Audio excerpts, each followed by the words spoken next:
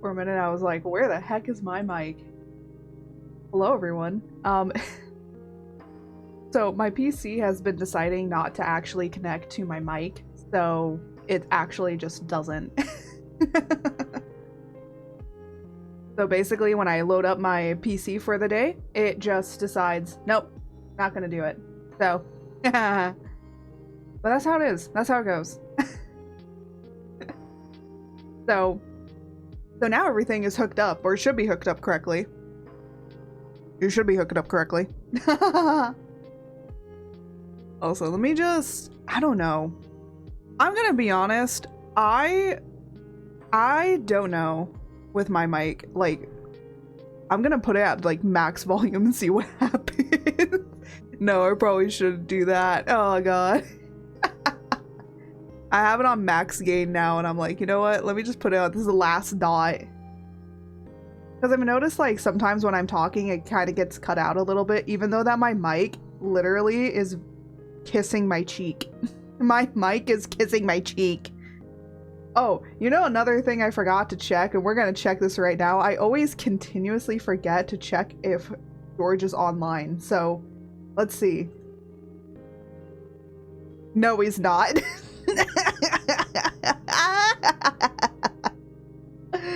Oh no! Hold on. I know how to fix it. It's super easy. Na na na na. Where is it?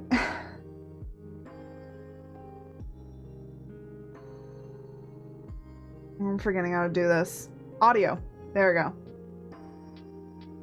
There we go. Now this should work. I don't know why. I just have to go into the actual program and then turn it on and turn it off and turn it back on again. It's like a little switch, a little audio switch. Pog online poggers. And there we go. George is now talking. I keep forgetting to do that every single time that I open this program up, to always check that with OBS, because that's one thing. Also, one new thing I'm testing today is I am testing on streaming at 7K bitrate. We're gonna see how this goes.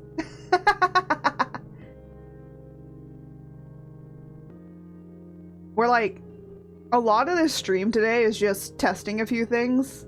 And the other thing that I want to do.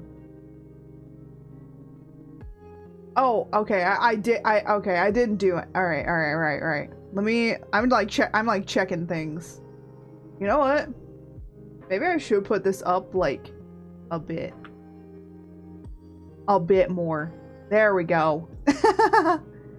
And then maybe I can turn down this mic. There we go. I was like wondering like why I wasn't hitting, because normally with OBS you should be like constantly in the yellow when you're like talking normally. So like my normal speaking voice should be hitting in the yellow.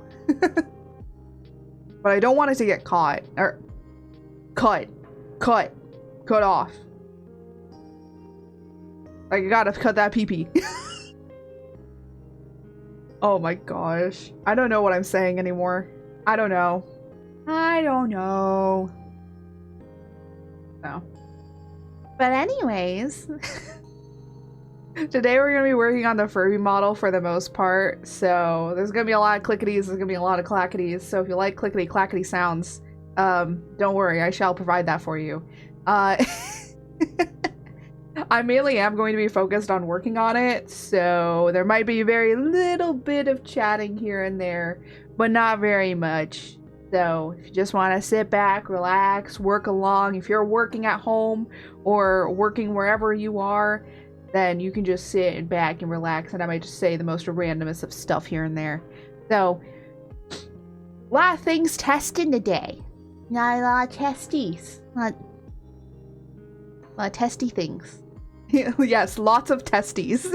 That's what we need. I literally just made a clip last week about how I have to finish my sentences. Ooh.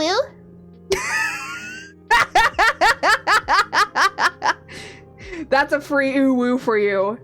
But hello, Crimson Reaper. Welcome. Welcome in. Ooh-woo. That is such a great emote. What?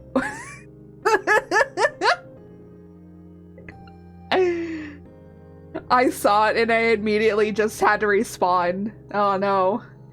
Oh no. The early 2010s thing, it's coming back. The e-girls are coming back with the ooh-woos.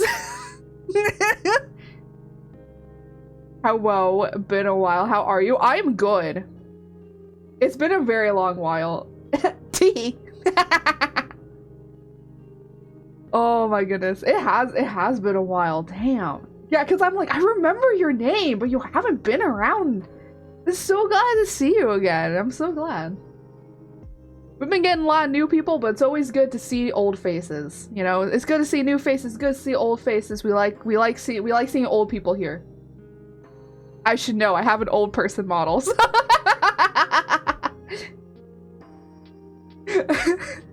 and people really like it, so I should know. Oh my gosh.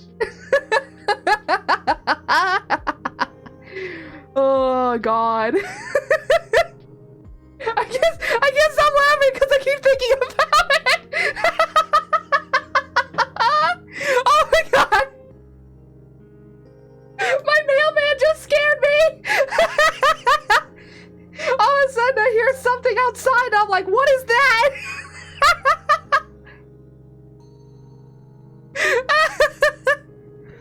I just heard.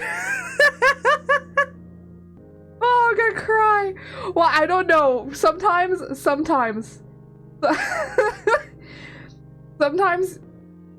with a chat interaction, it's just so funny, and I keep thinking about how funny it is, and then, then I keep laughing. This is how it is. This is how my life is. My life is this.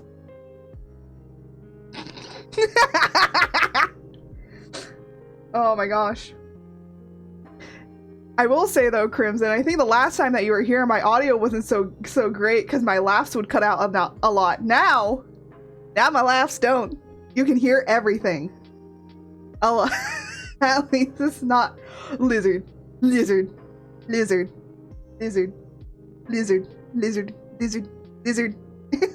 I have not seen that movie. I have not watched that movie. I have heard good and bad things about the movie. I don't know. I've heard good things about it, like finally they're getting away from like the bean mouth shape.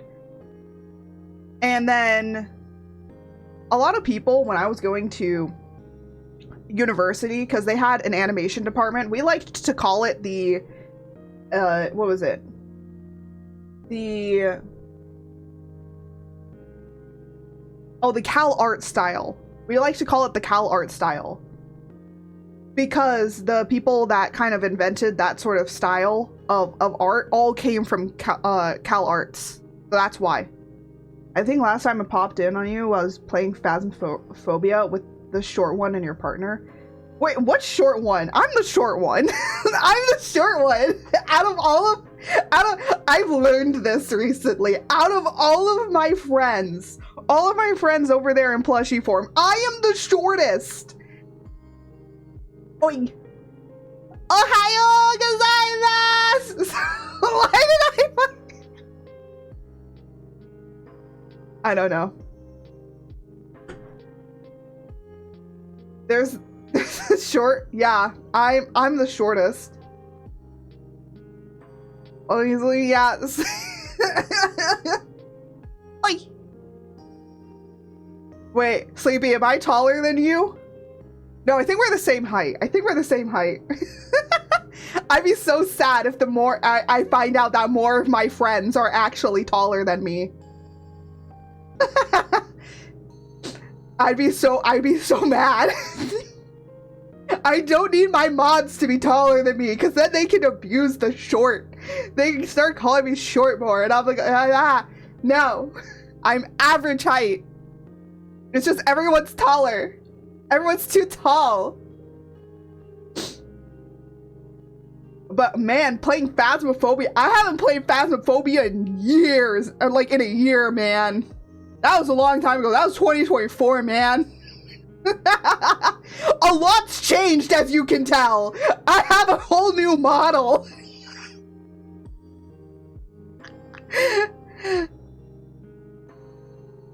I mean, everyone's pretty short to me.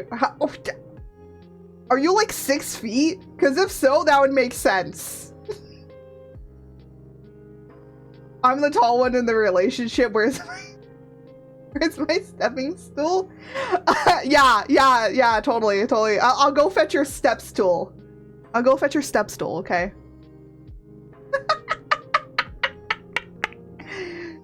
Oh my gosh. Oh my gosh.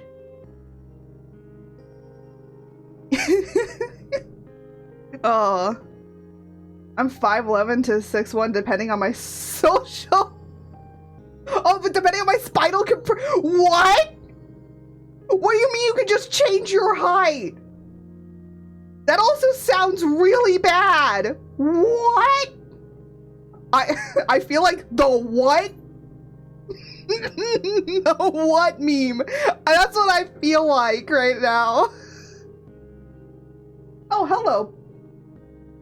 Oh, hello there. And my dog just like spawned from nowhere. Well, she's now in her bed. This is joys of having a fucked up. You know what? I'm gonna reach there soon, sir. Because a lot of my family has a problem as we get older. Our spinal cord decides to compress on itself, meaning that all the nerves in our spinal cord end up becoming inflamed and on fire because our spinal cords decide to choke themselves. It's wonderful! Woo! Let's go for back pain! Yeah, yippee for back pain, man! Yeah, I actually have pretty long legs. I have a short torso, but I have really long legs, so I actually have more leg problems. I have bad knees. I'm not even 30 yet, and I have bad knees.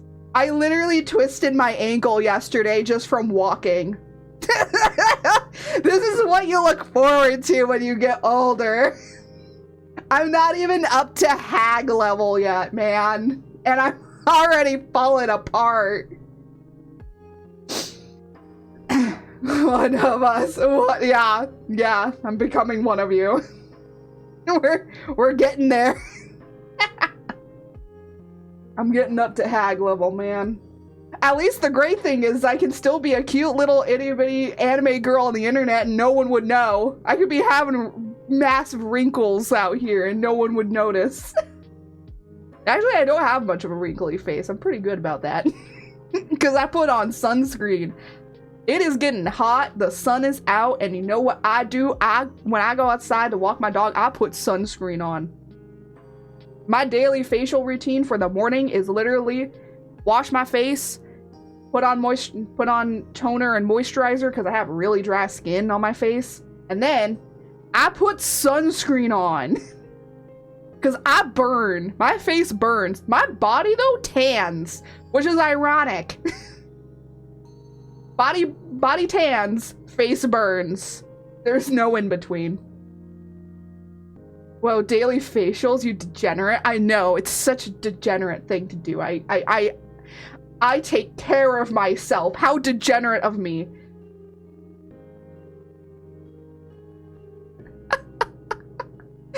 I'm such a degenerate out here.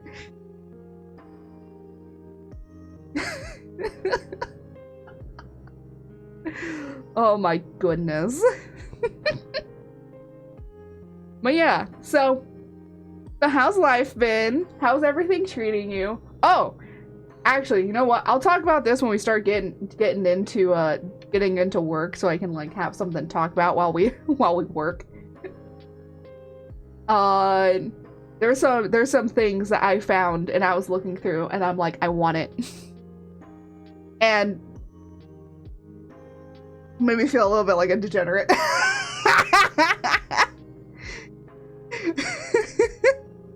So without further ado, let's actually move over to art.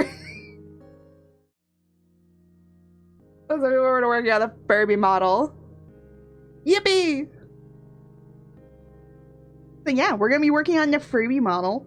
So, for those that are new here, I have been working on this Furby model for, I think since November. Definitely more, definitely earlier than that. I had drawn up sketches and stuff. But I've been working on it since November.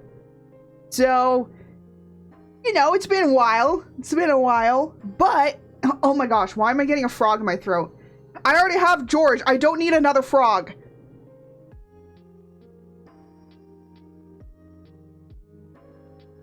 Anyways, I'm working on a new Furby model, but today we're gonna be working on some cool stuff. Exercise skills and creativity, make my own models from scratch. Yeah, I will say it's not really. You do have a lot of creativity, you know, as I've had so much creativity being able to make mine, but the technical aspect of rigging it, I'm still learning new things. I've used this program for 6 years and I'm still learning new things. So I would say it's really freeing, but also it's the rigging side of it.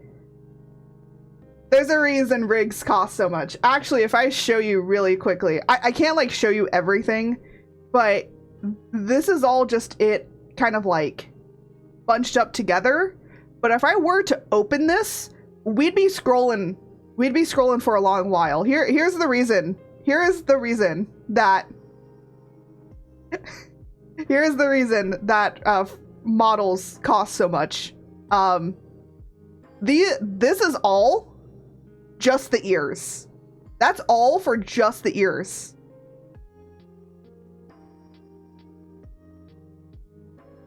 I never customize avatars.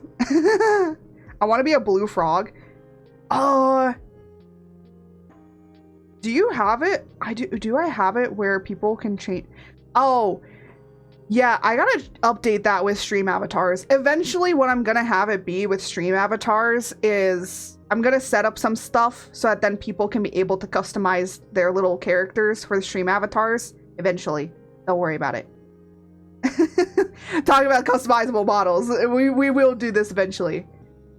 Actually, you know what the funny thing is? I actually do want to commission somebody to make our own customizable stuff so that then let me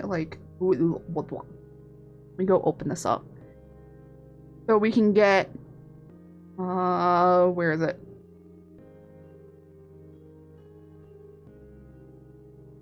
There you go.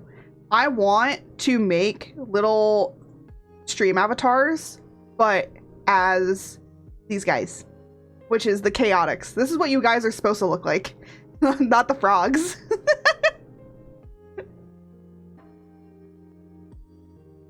But I do want to make it that you can change like the colors. Send me that, I will.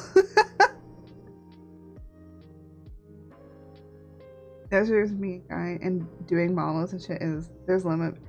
Yeah, I will say, yeah, there is some limited masculine stuff. Actually, just because there's so much limited masculine stuff, I actually put it on the Furby model because the Furby models or Furbies naturally have like lashes, but I allowed people to be able to take the lashes off. So if they wanted to look more masculine, they could take that off if they didn't want their Furby to have lashes.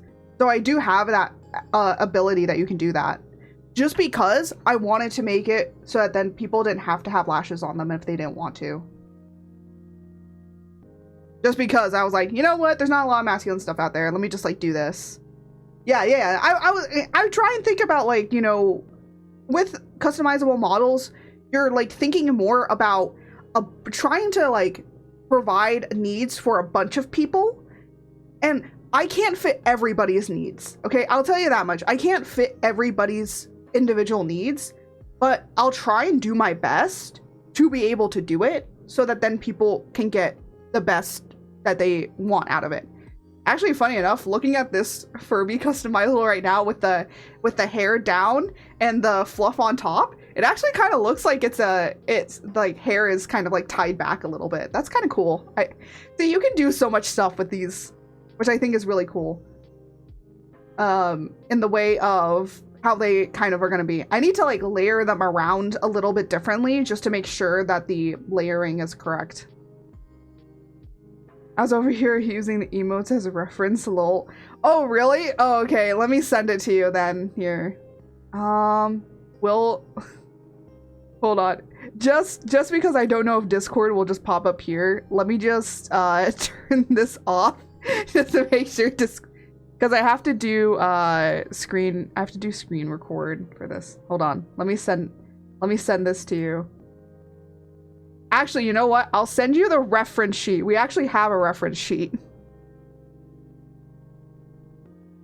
There you go.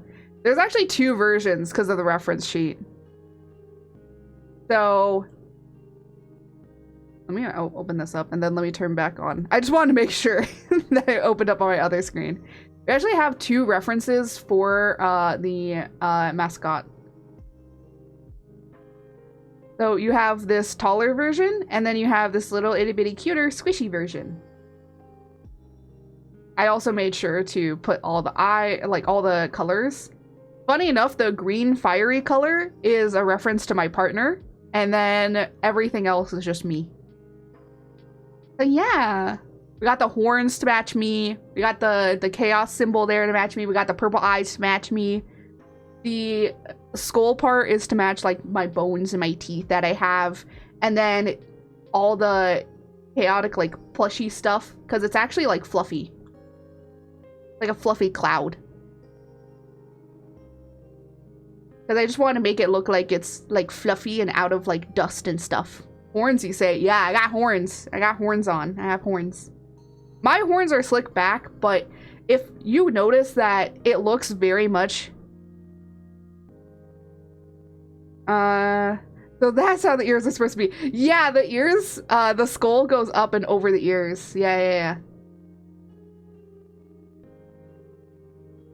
And then also the other thing is too, is if you've ever seen Kane from the not Kane. King, there we go. King from the Owl House. Yeah, that was a really big reference for this. For making them how they were. Technically, it does also have a mouth here that it can open, but you just can't see it with the, you know, with the skull on top of here. But it does have a mouth. I just normally don't draw it with a mouth. I usually keep it closed like this because I think it's cuter. But yeah, so that's you guys. I want to eventually get it to where we have like a little stream avatars, stuff like that. Because I think that would be really cool. I think that would be cool. Because then, you know, you guys could walk around instead of being... I know that you guys like the frogs, so what I'm going to do is you can either decide to be a frog, or you can decide to be a chaotic. And then you can customize your frog and stuff like that. Because my frog has a little top hat, and is purple to match me. But I want to orient some stuff first, because I have to go in and, like, make sure, like, all... that you can earn, like, you know, you can earn points and stuff like that, and then those points you can spend to be able to customize it. So I kind of like want to do something like that. There are some people that actually make it that the stream avatars are only subscribers, and I'm like, I kind of don't want to do that. I'm not very big. I want to make it accessible for everybody so people can have fun. But yeah, I gotta like orient some stuff. But yeah. I do eventually want to also make a pit crew so that you guys can actually customize your own chaotic really quickly. So even if you can't draw or anything like that, then you can just use the pit crew. But then people can make their own. And that's what I want to do as well in the future. But that's when I have more time. When I have more time to do that. Actually, I think it was Sleepy that recommended me doing the pit crew. Because I was like, I kind of want to do something like that. And she was like, why don't you just make a pit crew? And I'm like, you can make a pit crew? I was like, yeah. I was like, yay! Yippee! Anyways, we're gonna be working on doing this. You should do it. Highway. Base model for followers. Modified model as subs. You know what? Yeah, I could do that. I would say for subs and mods, because mods should be able to get it. Maybe that might be easier.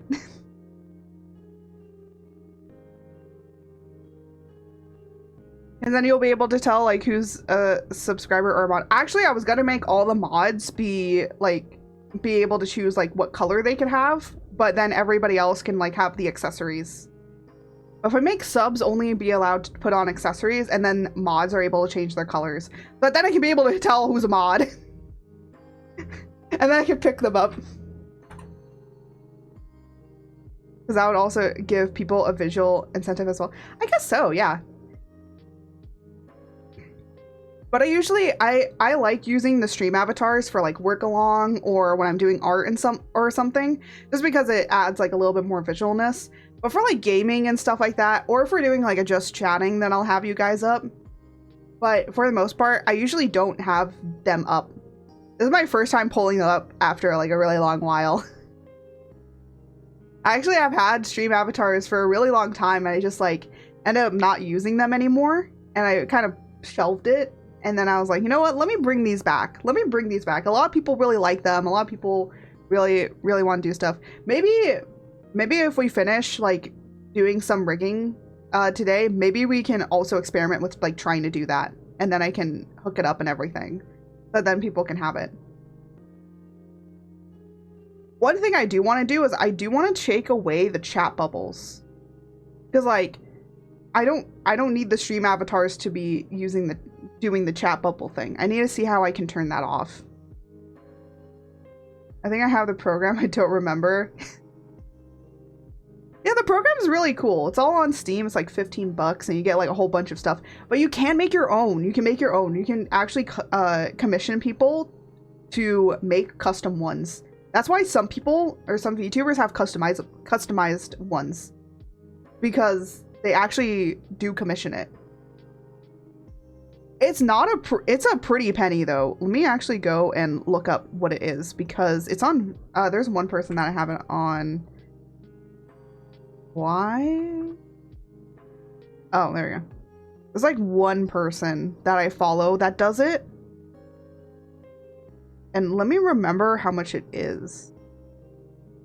If it's open. Sometimes if it's closed, they kind of don't have it there anymore. Oh, I think it's closed. Unless I put it somewhere else.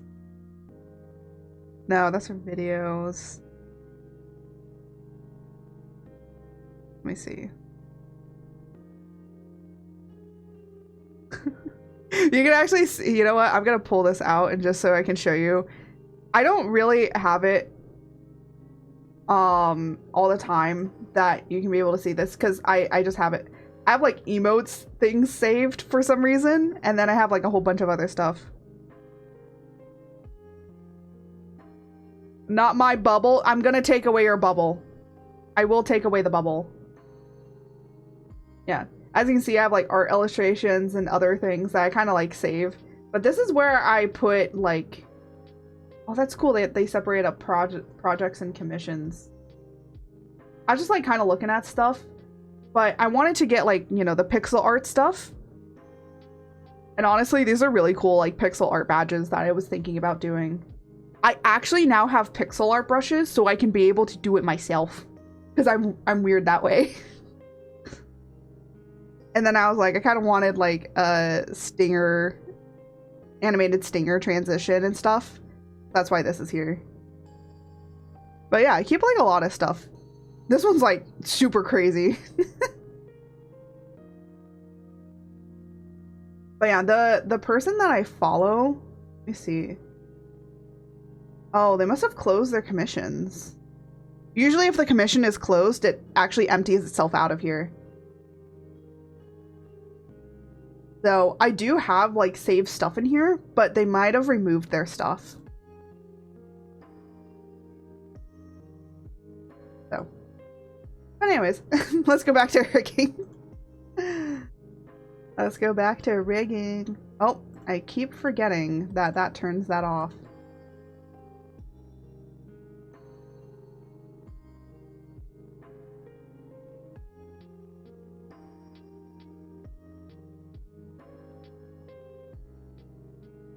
Uh-oh.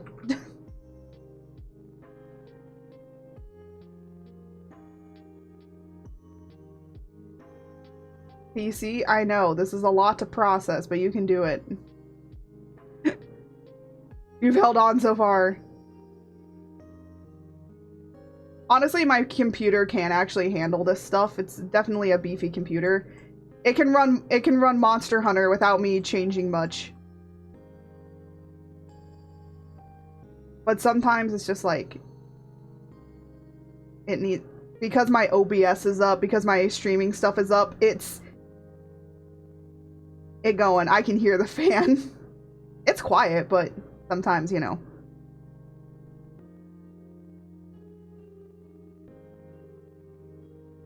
But yeah. Anyways. But yeah, that's like something I wanted to do. There's like a lot of things that I would love to do. But one, money. 2, money. 3, money. 4, finding the right person. That'll do it. Because the one thing I have noticed is a lot of people on commission sites like VGen or Skeb or something like that usually are not very professional when it comes to things. So they usually ghost a lot, they don't get back to you, and all of that. I literally had one of my community members was getting commissioned for their Live 2D model, and they're like, hey, I hadn't heard from this person in like a while. I'm kind of getting nervous. And I'm like, well, when's the last time that you heard from them? And they're like, a week. And I'm like, and I was like, you can ask them for an update, but if they don't have anything to show, you know, it is what it is. Most of the time when I have commissions or do a commission for a person, I usually pick one day that I'm going to be updating them. And I just, even if I don't really have anything, it's like, hey, so I wasn't able to work on it this week, but I'm going to put in some more hours so I can be able to really finish this. Especially if there's like a certain time crunch. For example, like somebody tells me like, hey, I want this delivered by a certain time. I'm usually pretty professional about going, okay, I will keep to that time that you want it. And I should not be getting commissioners that are just like, oh my gosh, you actually turned it in on time. I should not be getting that. That should not be abnormal. That should be the norm. Delivering on time. And again, I'm not saying that everybody on there is unprofessional, because I'm on there. It's just, sadly, there are a lot of people that are unprofessional that then people are starting to expect these times. I don't think that it's them being shitty. I think that for the most part, it's they don't really know how to do time management or really understand how much they can actually do. For example, I only have most of my slots be really small. I have like a short amount of slots open for projects. And the reason that I have only a short amount of slots available is because that is how much I know I can do. So when I open up commissions, if it says that there's only 5 slots, that means like this is how much I can probably do in like a few months. Like a month or 2, depending on how much I get, right?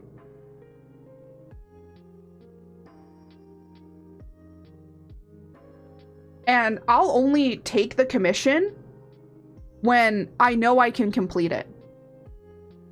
So I only take the commission if I know I can complete it.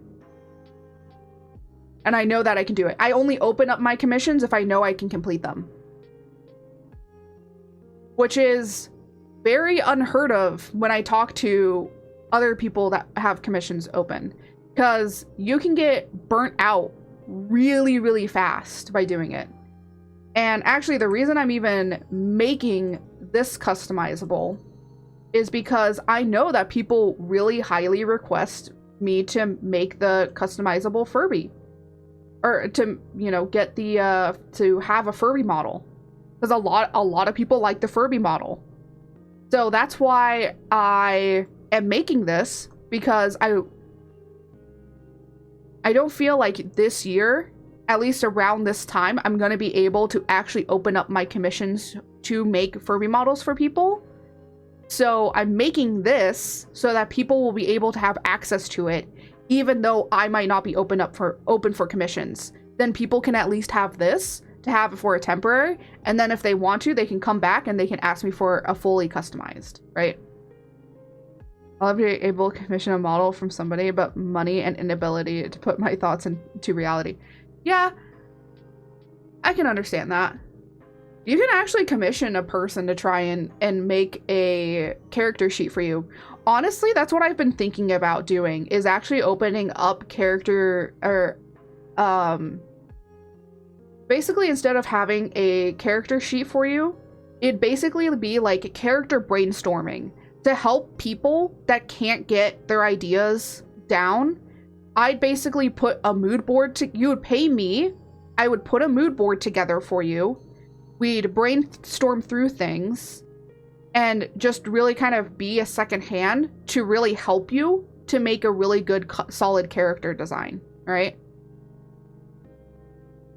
And, you know, you don't have to take everything at my advice, and then like at the end of it, you know, we can sketch up a sort of character and maybe sketch up a character sheet for you.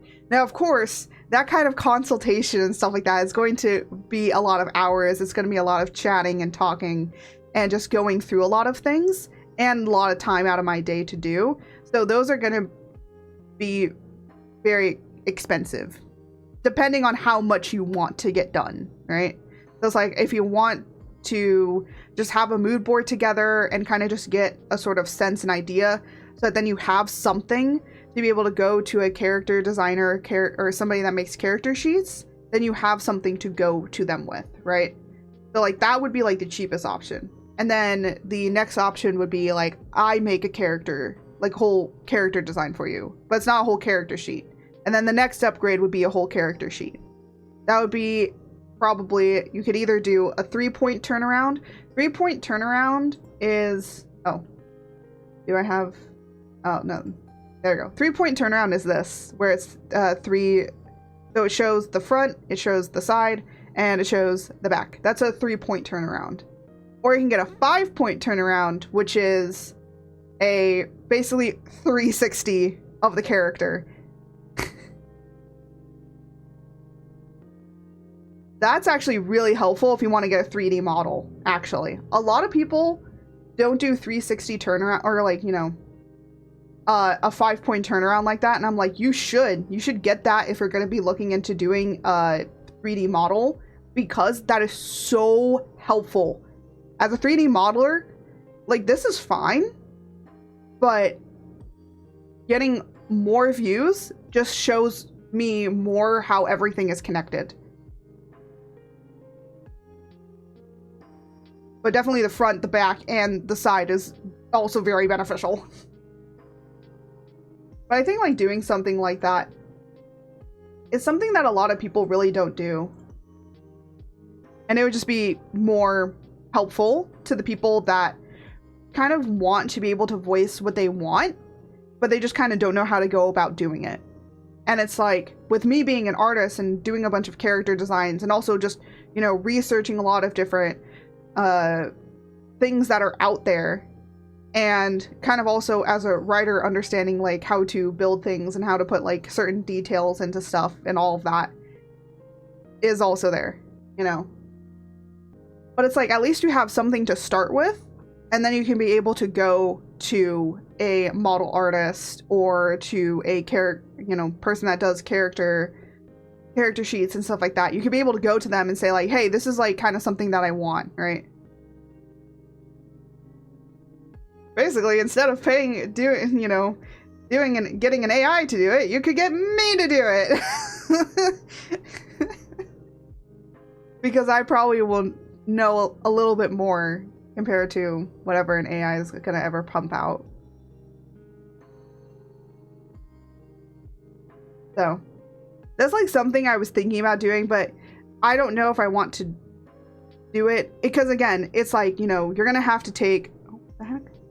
Oh, I have like a big pimple on my arm for some reason. Probably because of all the sunscreen I've been using. Look, it's hot outside. I need to wear sunscreen or else I burn. Like a lot of work and stress on your part. Yeah, that's why I'm like, I want to kind of do something like that, but I also think what I might just do is end up having like character explorations. So basically, I would be doing something that a model artist is already going to do, but then the model artist doesn't have to worry about that, you know?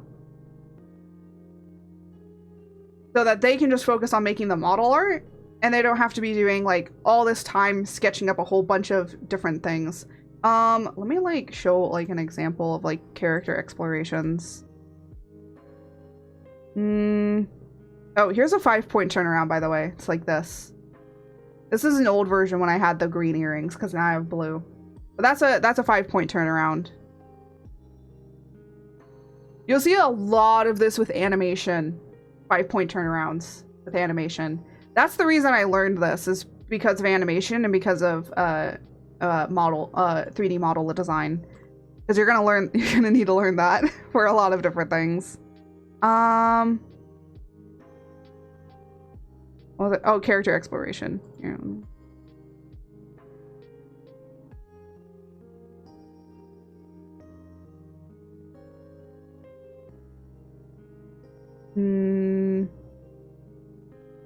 Yeah. So something like this. So like very quick, simple, easy sketches, right? To kind of get an idea of what you want to go for. So it's not like the sketches are gonna be like clean, and it's not like the concept, it would be like concept arting, right?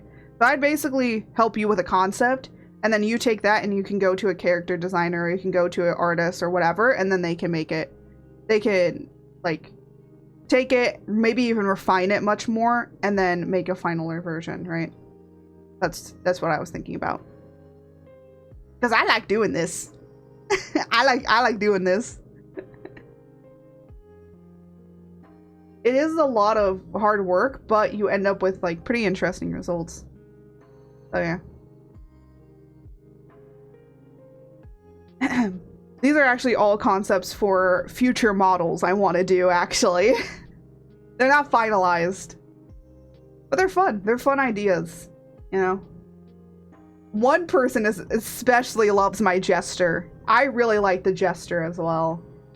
Actually my favorite of the three is actually the dream one, which is this one on the end here. I love this. I think I just like the hair and everything. It's just really cool. Also, yes, all of them do have like a little oh, like I don't know what to call this. What is it? Like a higo. There we go. A higo.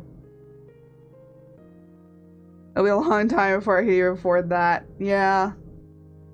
Models be crazy. Models be modeling. Models model right. I don't know what I'm saying anymore.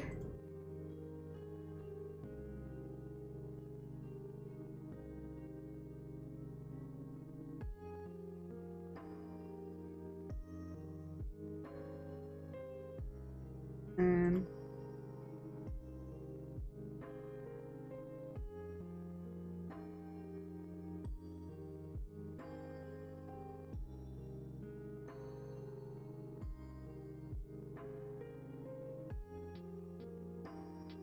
I've heard the kind of money people like mouse drop. I've heard the kind of money people like mouse drop on models. Yeah. I think it depends on kind of just what you're looking for, right? I think that's really what matters. It kind of depends on what you're looking for. Like, the one person that I know that is getting a model, they spent maybe about 2,000 to 3,000 on. And you'd think that that's actually a lot of money, and it's actually really not when it comes to model making. That's actually a pretty decent, like, good price. And I would say one thing I kind of am not liking, and I've started to notice this more, is people or riggers having different prices depending on I'm trying to remember, depending on what was it depending on? It was like depending on how much you wanted the model to move. Some prices I've seen. Yeah. Again, it depends on like how much you want the model to move, right? So if you want the model to like really move around really crazily, like this model that I have, even though that it has technically somewhat limited, technically it does have very simplistic rigging, but technically what I have is called basic rigging. It's like the basic, like standard version with a little bit more bounce and sway to it. But I've seen it where they just like, you know, like HoloLive style models, and you know, they're kind of like stiffish. They're not like, I mean, like the newer models definitely aren't, but like some of the older models were kind of like stiffish. So riggers are now putting different packages for different rigging prices, for different like rigging movement, like how much you want to move. And I'm like, that's at least nice, because then a person that probably doesn't want a really bouncy jiggly rig can be able to get a not so bouncy and jiggly rig, which is understandable. And then people that want to pay for that bouncier jiggler rig, of course, are going to have to pay more, because there's more that goes into it. And I can actually show you. So let me just ignore that, you know, we're gonna, but see how it jiggles? It has that jiggly after effect. Well, I didn't have to just put that on the body. I had to put that everywhere. So those 60k plus is insane. So the reason that it's probably 60k plus is because they're probably doing outfits, they're probably doing animations, they're probably doing poses. So poses would be, let me go in here. Poses would be like this. Like I can hold a little chaotic, right? So this would be like a pose. And, you know, I have to rig this. I have to rig it separately. I also had to rig the entirety of the body. I had to rig its blinking. I had to rig its eye movement. I had to rig everything. So it's like rigging a completely separate model. I even had to rig its body. It has a body too. It has a full body. It has a tail that swings side to side. Like, it's got everything. So when you're spending that much on a model, it's not just you doing that. It also depends on how complex the actual model art itself is. So if the model art is really complex and has a lot of parts to it, that's going to cause, you know, you to be paying more, because now there's more things for the rigger to have to move. So for example, this model alone, with how much, let me just show you the physics. So it's not a whole lot of physics that you can see here, but there are so many deformers that I have to put in here in order for this to move right. So yeah. Definitely savers for us broke people. Yeah, there's also customizable models, but I would say, what is kind of really saddening that I have noticed within the customizable sphere is that, yes, there are not a whole lot of male models, but there's also not a whole lot of people that do male models. I'm just gonna keep the chaotic here now. I'm gonna have a little buddy. We're gonna have a work buddy. But there's not like a whole lot of people that do it. And I don't think that it's a problem, really. Because there are people that do specialize in making male and female models. So at least they make both. But there are some people that only make female models, which is a little saddening. You know, it's like, you know, you should learn how to do both. But they're like, well, I like women bodies because I like how to rig them and stuff. And I'm like, you can apply the same rigging to most males. Most of the time. They're just like, less... Literally how I rig men is like, just less booby. But they still have a hip sway. Because why? Why shouldn't men be able to show off their hips? It makes no sense. Let me see them hips. I want to see those male hips swaying. I want VTuber model males to show me their hip sways. I want male VTuber models to show me them hips swaying like no tomorrow. Give me.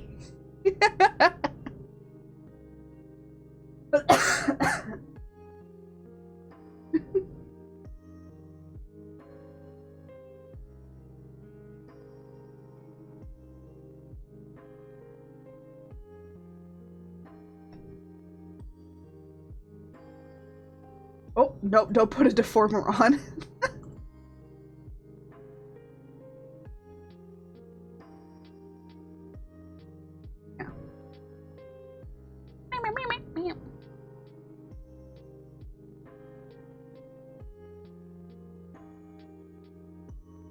Oh, I keep forgetting that I don't have enough, I need to, like, zoom out for this.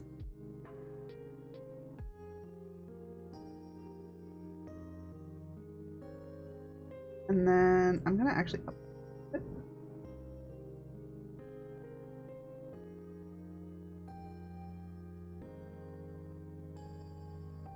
Because it doesn't really need to be that dense. The hair really doesn't need to be really dense with me right now. Not sure.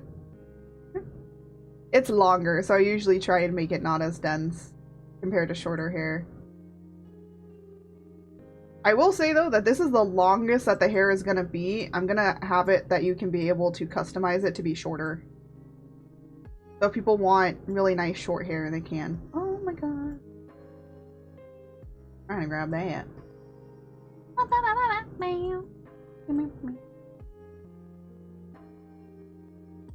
Woo.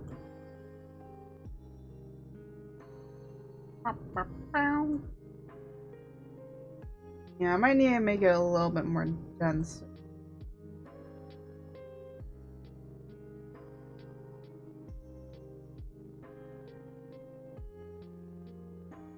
I need it to be dense enough to where it smooths out, but I don't need it to be as tight as the other ones. Don't clip that out of context.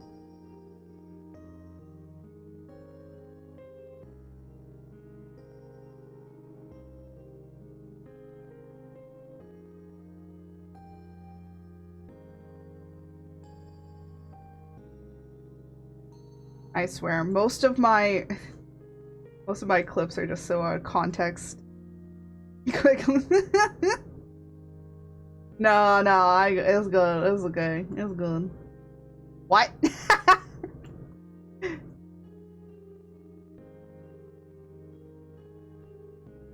Nah, I'm not gonna say it again.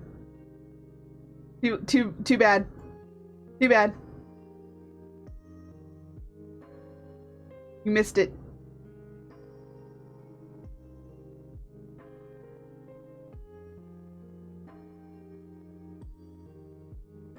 You know what the funny thing is? I don't mind being second monitor content because then you're gonna have to look over at your second monitor when I just say the most craziest things. And I love that. I love it. I love it so much.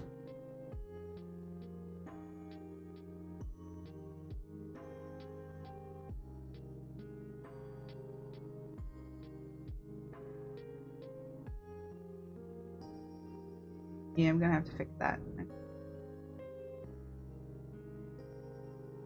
Oh, okay, I can fix it, like...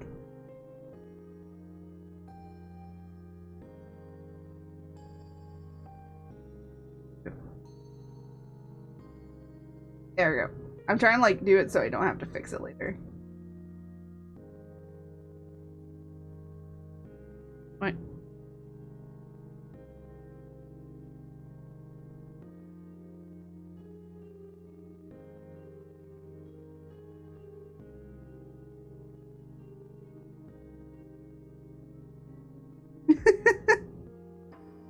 Oh my gosh.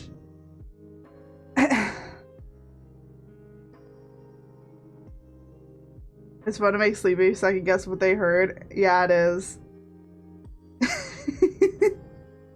One of our friends just messaged me the funniest thing ever. I don't know if anybody knows the anime Magic Knight Rare. It's an older anime.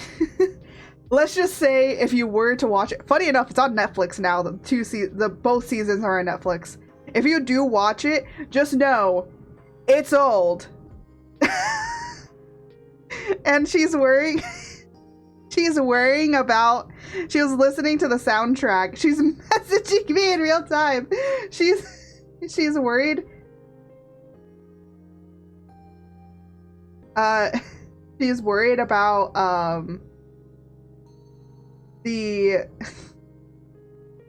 worried that the revamped of the anime, because they are revamping the anime, so they're remaking it for, I don't know when it's coming out, but they said that they're remaking it, which is interesting.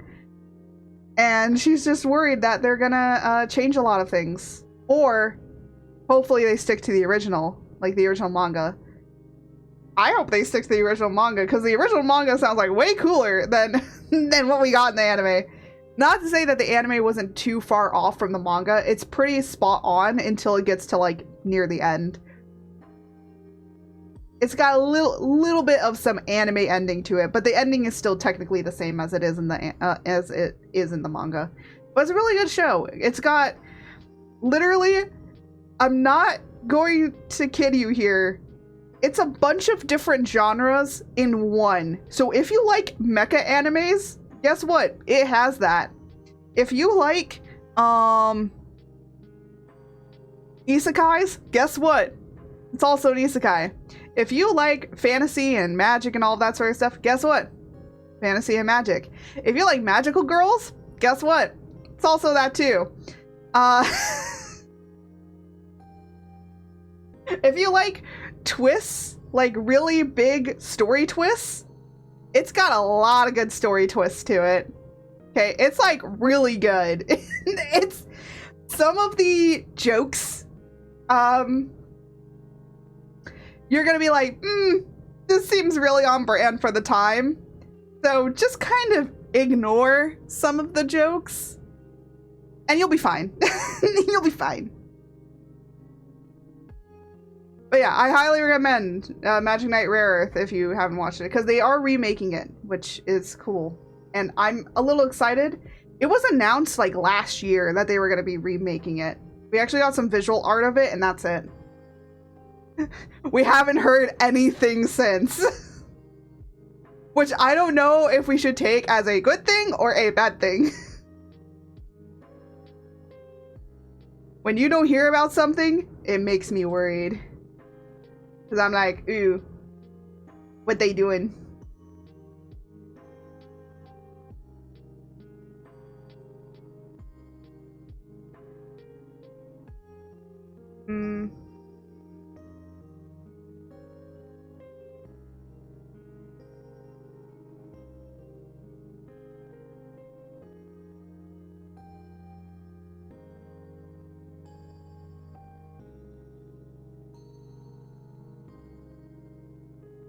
Ooh, I wanted to go.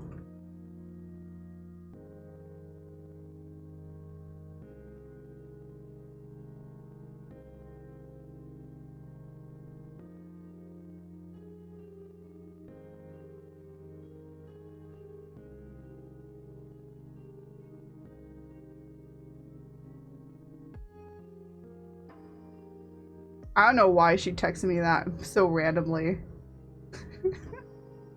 That's the person that actually got me into anime, so you can thank her for that.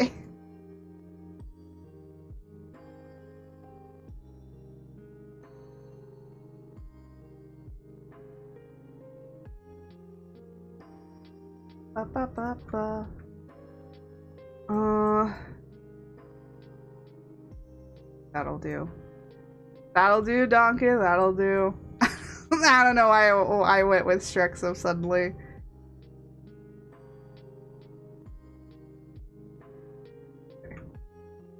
Last thing I want is to take a bit from this side.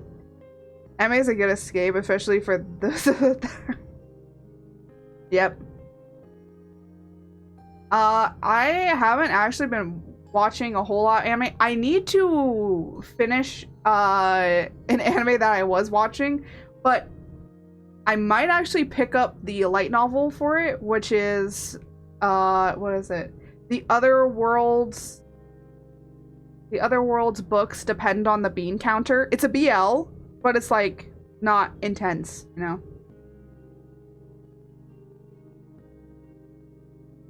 So I do want to finish the anime for it, and then I also might want to pick up the light novel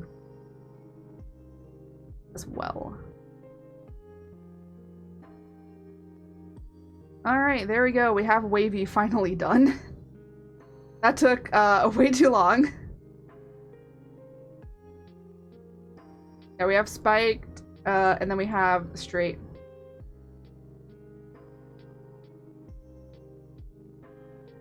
So let me turn off. I'm like doing the meshes for them now so that then I don't have to do the meshes for them later. But yeah, I like anime. It's really good. Most of my reading and stuff that I'm reading right now is mostly like dame, but I'm kind of on a no book buying year. And the reason being is because there are some books that I have bought that I haven't read that I need to. So no book buying for me this year. If people gift me books, that's a different matter. Because I didn't buy them. Wink, wink, nudge, nudge. Or if people give me a gift card, then... No. No, it's not my money. But I'm gonna try and do a no book banning. No more smut collection for you.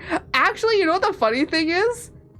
I don't have those books. I don't have those kinds of books. I have two manga that have that, and I have no dame that does that. I have dame that references that they probably did it, but not actual acts.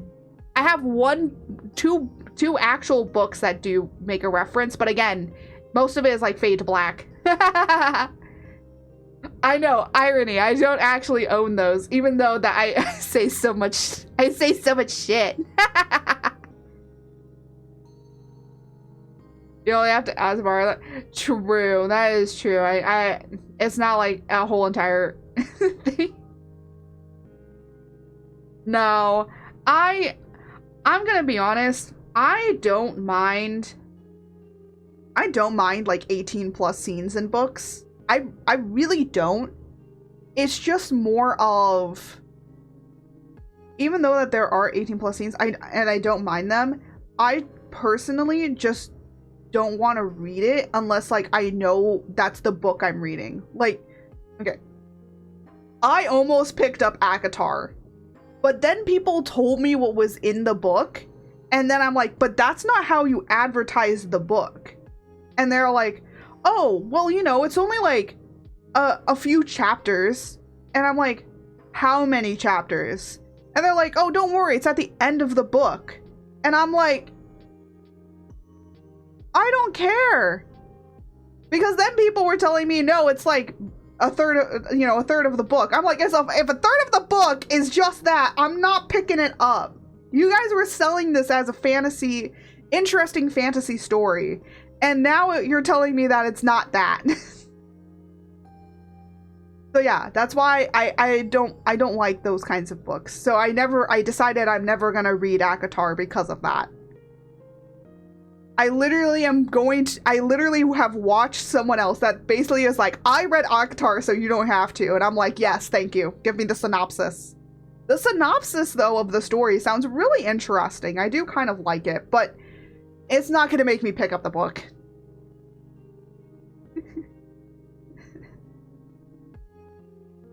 Again, if I was picking up, like, morning milking farms, then I know what I'm picking up.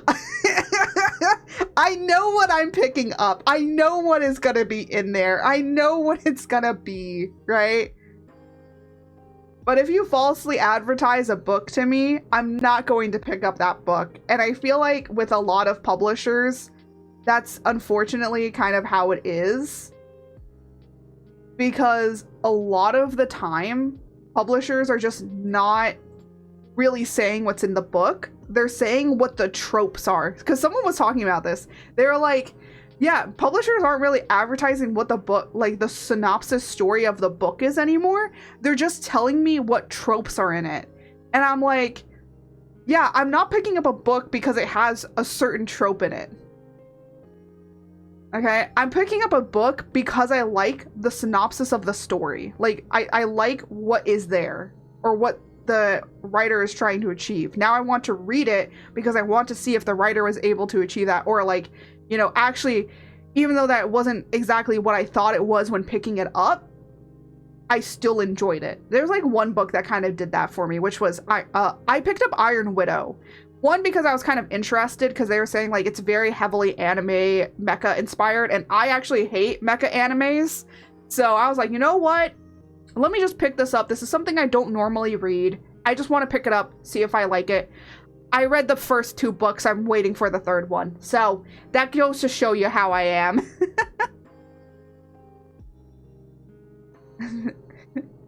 I'm not much of, thankfully me being me, I'm not much of a reader. Yeah, I think like some people it's like, okay. Heresy.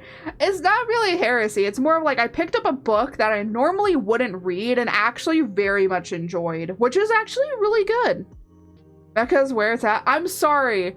I don't like mecha because literally the plot lines of the stories are all exactly the same word for word. Okay? All of the stories and plot lines are exactly the same. There is never one difference between them. That is the reason why I don't like mecha, okay? But not just that, okay? It's not even just that all the story is basically the same, okay? It is that the characters are almost copy and paste, okay? Like the main character is always super copy and paste from one story to the next, okay? There's a reason I don't like mechas, and the reason being is the story is always the same, okay? It's always the same. It's always war. It's always about war. It's always in the middle of war, okay? It's always either war with aliens or war with another nation, but then you find out that that nation is ran by aliens, okay? Like, it's always aliens. And then... And then, like, the main character is always some kid that has no self-confidence to him, right? Very little self-confidence. Like, doesn't really have much to themselves. Or if they do have self-confidence, they have a lot of self-doubt, okay? So it's like, they have very low self-esteem. But even if they carry themselves, they have, like, really low self-esteem. And then somehow just, like, a dark past, or just super mysterious, and we have to like figure it out. And I'm like, again, it's very copy-paste, okay? Most of the main characters are very copy-paste. The only mecha anime that I have liked and actually thoroughly enjoyed is Gargantia. That's it.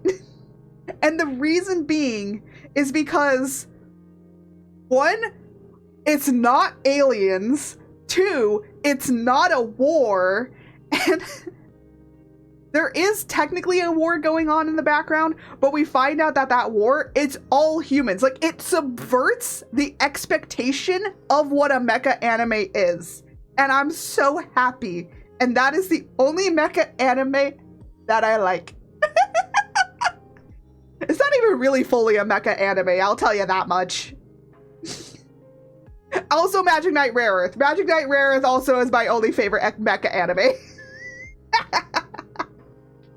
Again, because it doesn't stick to the traditions of what a mecha anime is. I feel like Evangelion came, Evangelion came out, and then basically all mecha animes are just Evangelion clones. And you cannot tell me otherwise. Because, well, to be fair, there was also Gundam. Gundam is its own thing. I'll give it that much. You know what? I'll give Gundam its due rights, its own dues. At least it's its own thing. I've heard a lot of people tell me to check out Orphan Blood. So I might actually do that. I've been interested, okay? So if it subverts my expectation, that might be another mecha anime that I will put on my, these are the only mecha, I would have 3 mecha animes that I thoroughly enjoy. And the funny thing is that it would only be 3. And then everyone else would be like, what about the other ones? I'm like, they're just Evangelion clones. And you cannot tell me otherwise. Because think about it. Literally think about Darling in the Franxx. Darling in the Franxx is just an Evangelion clone. It was a little different with how they did Zero 2, but other than that, it's pretty much an Evangelion clone.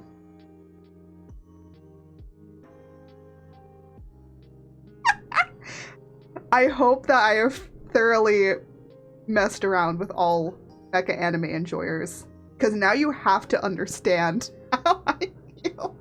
Again, Evangelion is really good though. I wasn't able to get into it, but I can understand why people enjoy it, okay?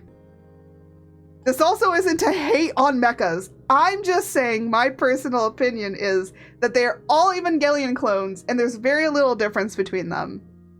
Gundam and Evangelion are definitely their own things and have their own ways of how they go about doing things, so that does make them a little bit more interesting in subverting the expectation. But other than that, a lot of other mecha animes are literally just, they saw Evangelion and they wanted to make their own Evangelion. Sometimes it works, sometimes it doesn't.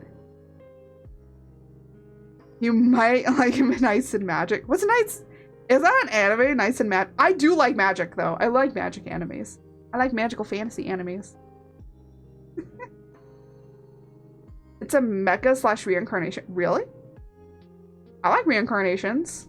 I think reincarnations is definitely something. Reincarnations is something that's definitely not done a whole lot in anime. It's done like here and there, but it's not like a big thing. And I'm like, huh, interesting. To me, they're really cool. And the boys, good. Oh, yeah. I don't need like.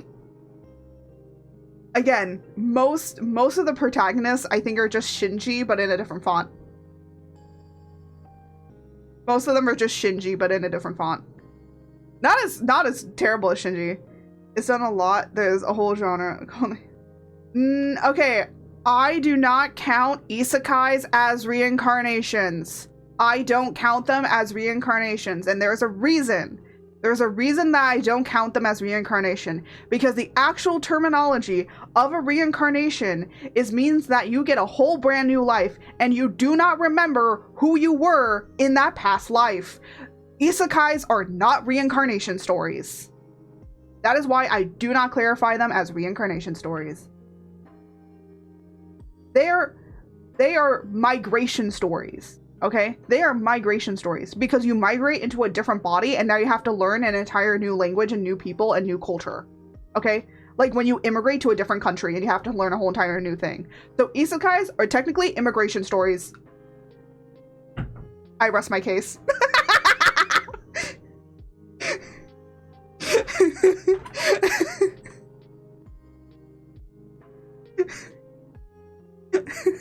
Thank you for coming to my TED Talk.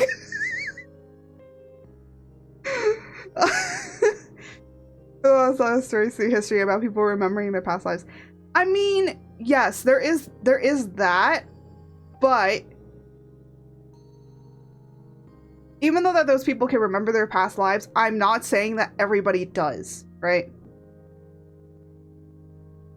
Because then you have to think for a minute. If with an isekai story, right?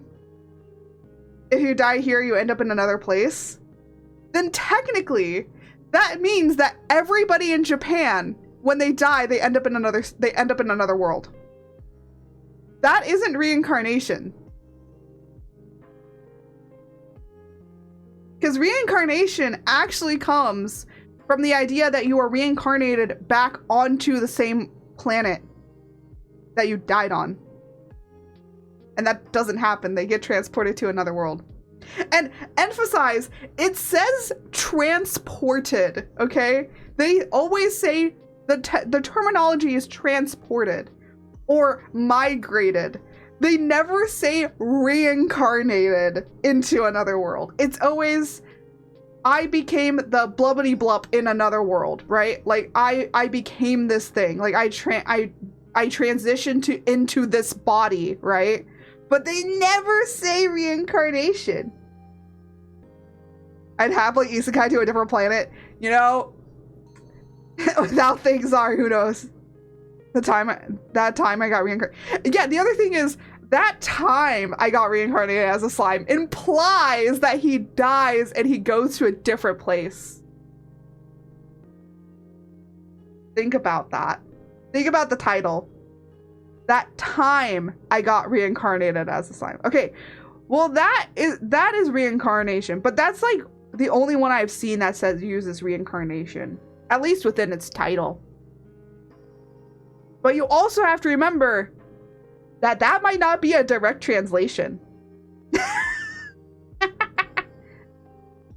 Look, the only thing I will say is I just don't like isekai stories being named reincarnation stories, because most of the time they don't get reincarnated into people, okay? Most of the time it's them transporting themselves. SAO, which is Sword Art Online, is an isekai. It's categorized as an isekai. Overlord is an isekai, but it originally was that this guy was just playing a game and then he got isekai'd into another world that also happened to just be the same as the game world. So he got isekai'd into the game world as his character. So technically, he's still himself, meaning that he didn't die and get reincarnated, right? That's why I am like, isekais really aren't reincarnation stories, because some of them might have reincarnation in them, but not all of them. And that's why I say it's more of immigration stories than it is actual reincarnation stories.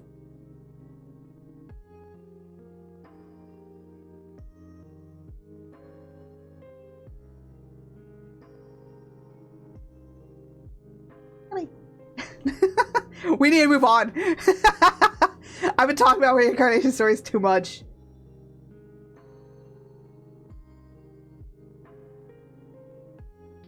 Look, I'm very passionate when I talk about different isekai genres or different anime genres in general. The reason I am passionate is because a lot of people get it wrong. There are still people today that call shoujo anime romance animes, and I'm like, that is not true. Shoujo is just a demographic. Romance is romance. There are shonen. Literally, Spy X Family is a slice of life, but it's in shonen, or in shoujo. Or yeah, no, it's in. Okay, so technically, if you looked at Spy X Family and you described it to somebody that didn't know that it was a part of shonen, like it was part of Shonen Jump, that was published in Shonen Jump, people would 100% say that that is a shoujo. But it's published in Shonen Jump, so it's a shonen. Apothecary Diaries is a seinen. It's a woman-led anime, and it's being published for adult men. Think about that for a minute. That really grinds my gears when people, literally there are people saying that they won't watch Furin and won't watch Apothecary Diaries because it's a shoujo. I'm like, they're not shoujo! Just because they have a woman doesn't mean that it's a shoujo. If that were the case, then Blue Exorcist should actually be a shoujo because it's written by a woman. They're both good. They are both good animes. They're really good. I need to watch season 2 of Furin. And then I think season 3 of Apothecary Diaries is coming out soon. Or, yeah, I think soon. Same, yeah. And then, I'm trying to remember. Then there's also, oh yeah, Full Metal Alchemist is written by a woman. And a lot of dudes like to point out, like, you know, well, Full Metal Alchemist and all this is like such a manly anime. I'm like, you know that's written by a woman, right? you know that's made by a woman, right? Because they like to say, like, you know, oh, it was written by a man and all that. And the reason that people say that is because the writer didn't want to say that they were a woman because they thought that their manga wouldn't be taken seriously if it was written by a woman. And I'm like, you know what? With how these men are today, I don't put it past a girl. Now again, I'm not saying all men. I'm saying just like the ones that say this stupid stuff. Ugh. Again, it's just like, they're just kind of weird. And I feel like they're missing out on a lot of things because of it. And I honestly hate the entire war between shonen is better than shoujo, because there are some people that do that. And I'm like, each of them are, I'd say both have good and bad anime and manga, okay? So most American men. It's not even just American men. It's just like some men around the world that just kind of say that stuff. I mean, yeah, I mean, sometimes like in Japan there is that too, you know, like some men won't, I would say like some men won't read it because they feel like they might get like bullied by their classmates, right? There are men that love BL and like boys love manga and animes. And actually, you know what the funny thing is? A bunch of guys saw an isekai story. Okay, I did talk about this. This is so funny. It's so funny. I laugh. I laugh at it because it's so funny. Femboys, yes. Yes, we love femboys here. No, I laugh because it's really funny. So the isekai, the BL isekai of The Other World's books Depend on the Bean Counter came out, and men were seeing it and they're like, oh, an isekai story. And so people were picking it up, and they watched the first episode and they're like, what? And then they watched the second episode. They were like, did I just get tricked into watching a BL? And I was like, bro, it literally says in its section, it says it's a BL. It literally says it's a BL. And people were so mad about it. I'm like, if you just did one Google search, you would have known it was a BL.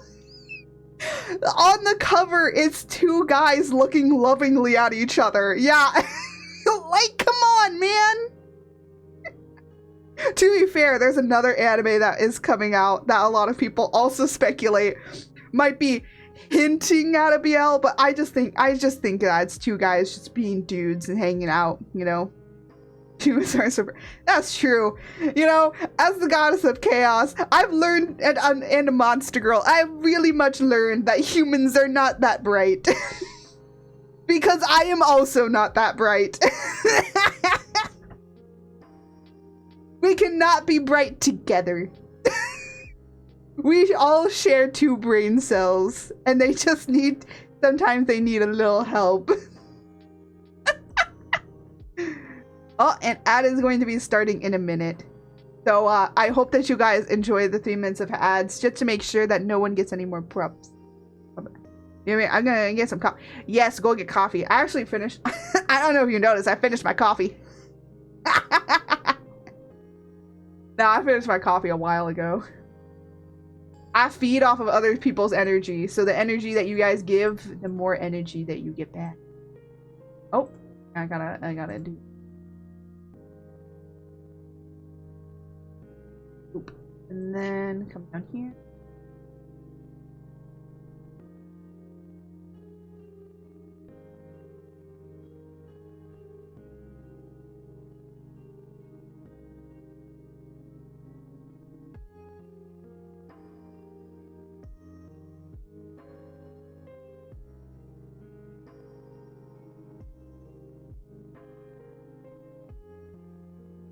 And hopefully by the time that you guys come back, I will have actually finished this hairpiece.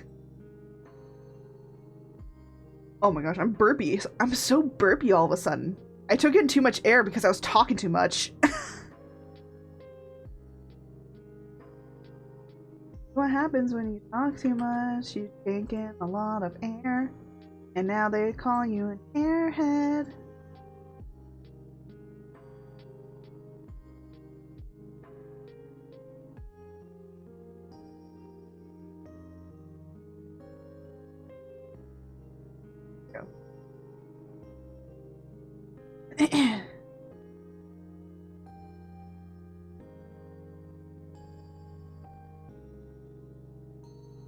See, when I really start focusing, I actually get a lot of things. Stop turning on.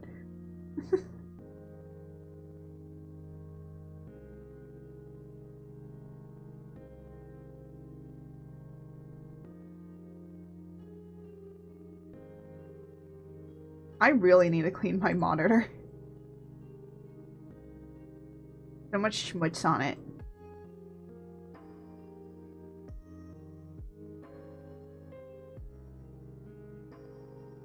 Pop, pop, pop, pop. I hope that you guys are enjoying the ads. You're not really missing much. I'm just actually just doing stuff. I'm actually doing work. Finally.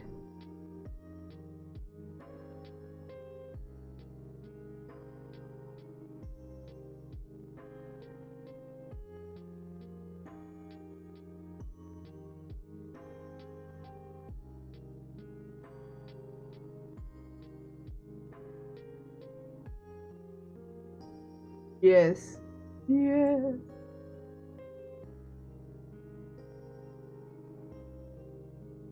Wow, when you focus, you actually get work done. Let me check down. Okay, yeah, that needs to be done. Kinda fine. Gotta. Whoop.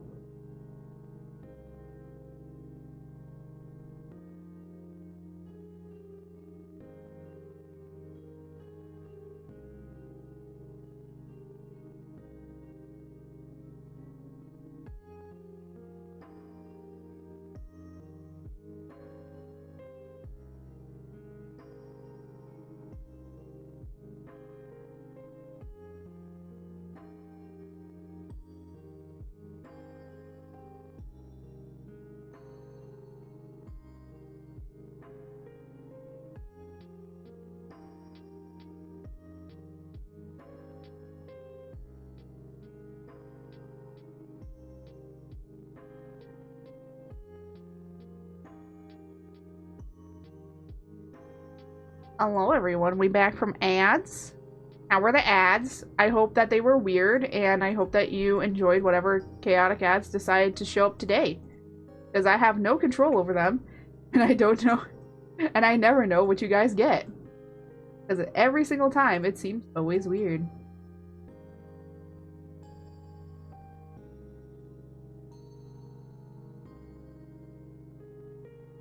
I feel like cars seem to be the most popular ads that end up showing up.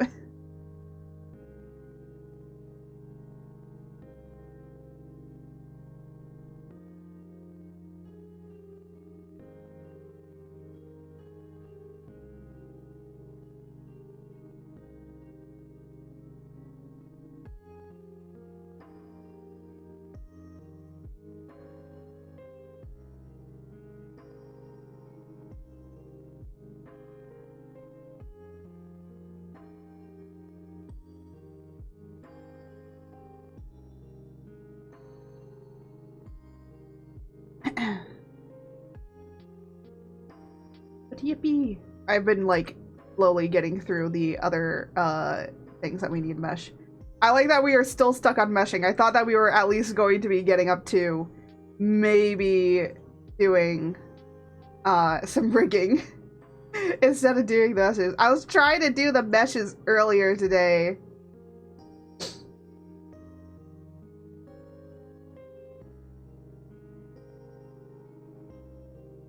Oh, interesting. Okay, so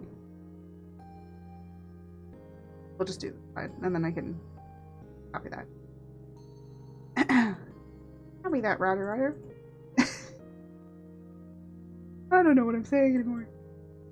I'm losing my mind.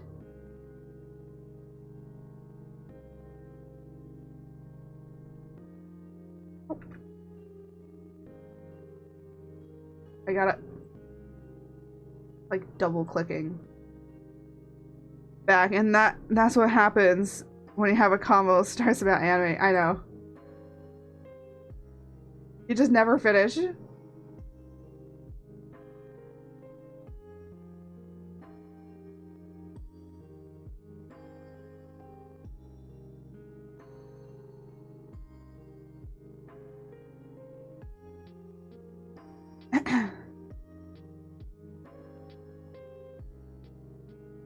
But hey, if we at least get the meshes done, then tomorrow I can kind of work on...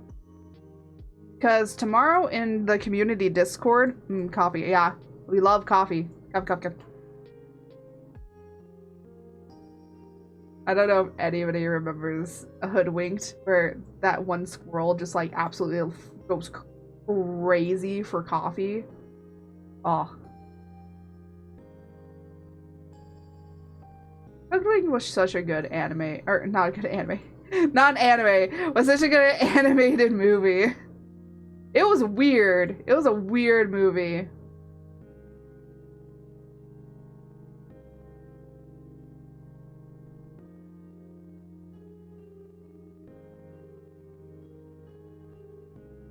Actually, speaking about animated movies, I watched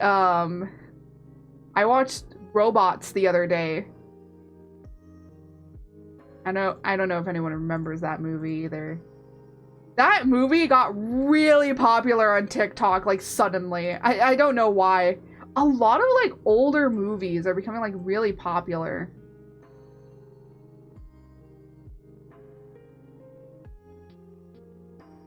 Ew. Down.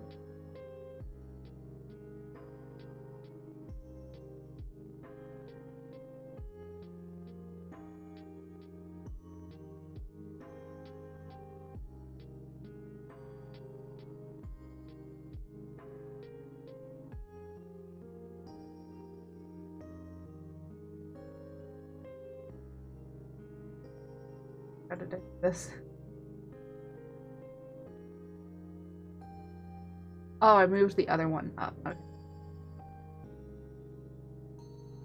This one up.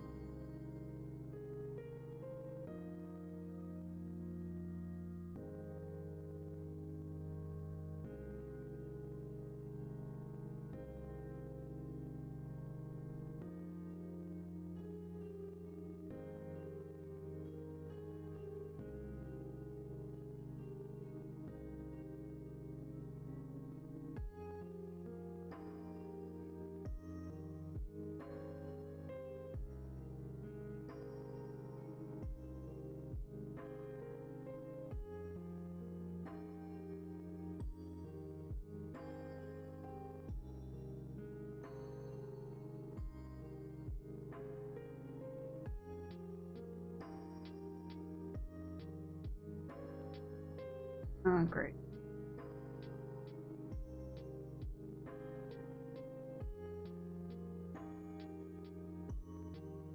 Try not making.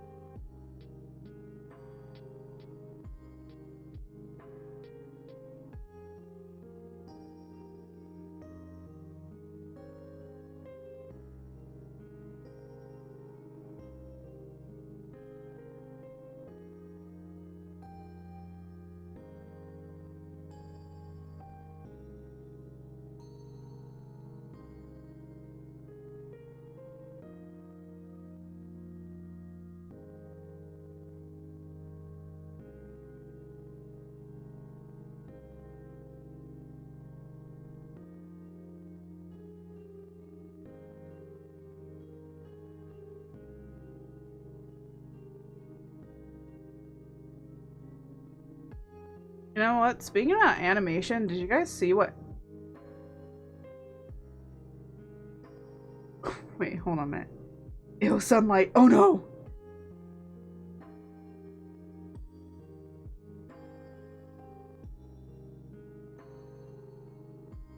Oh my gosh, what?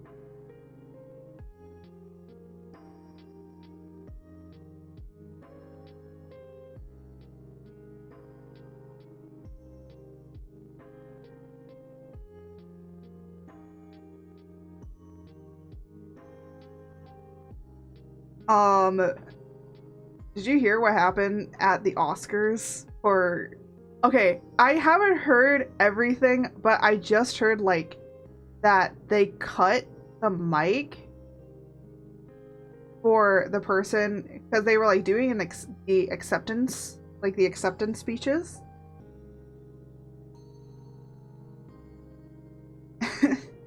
And apparently, like, they cut the mic for a person that was going to talk.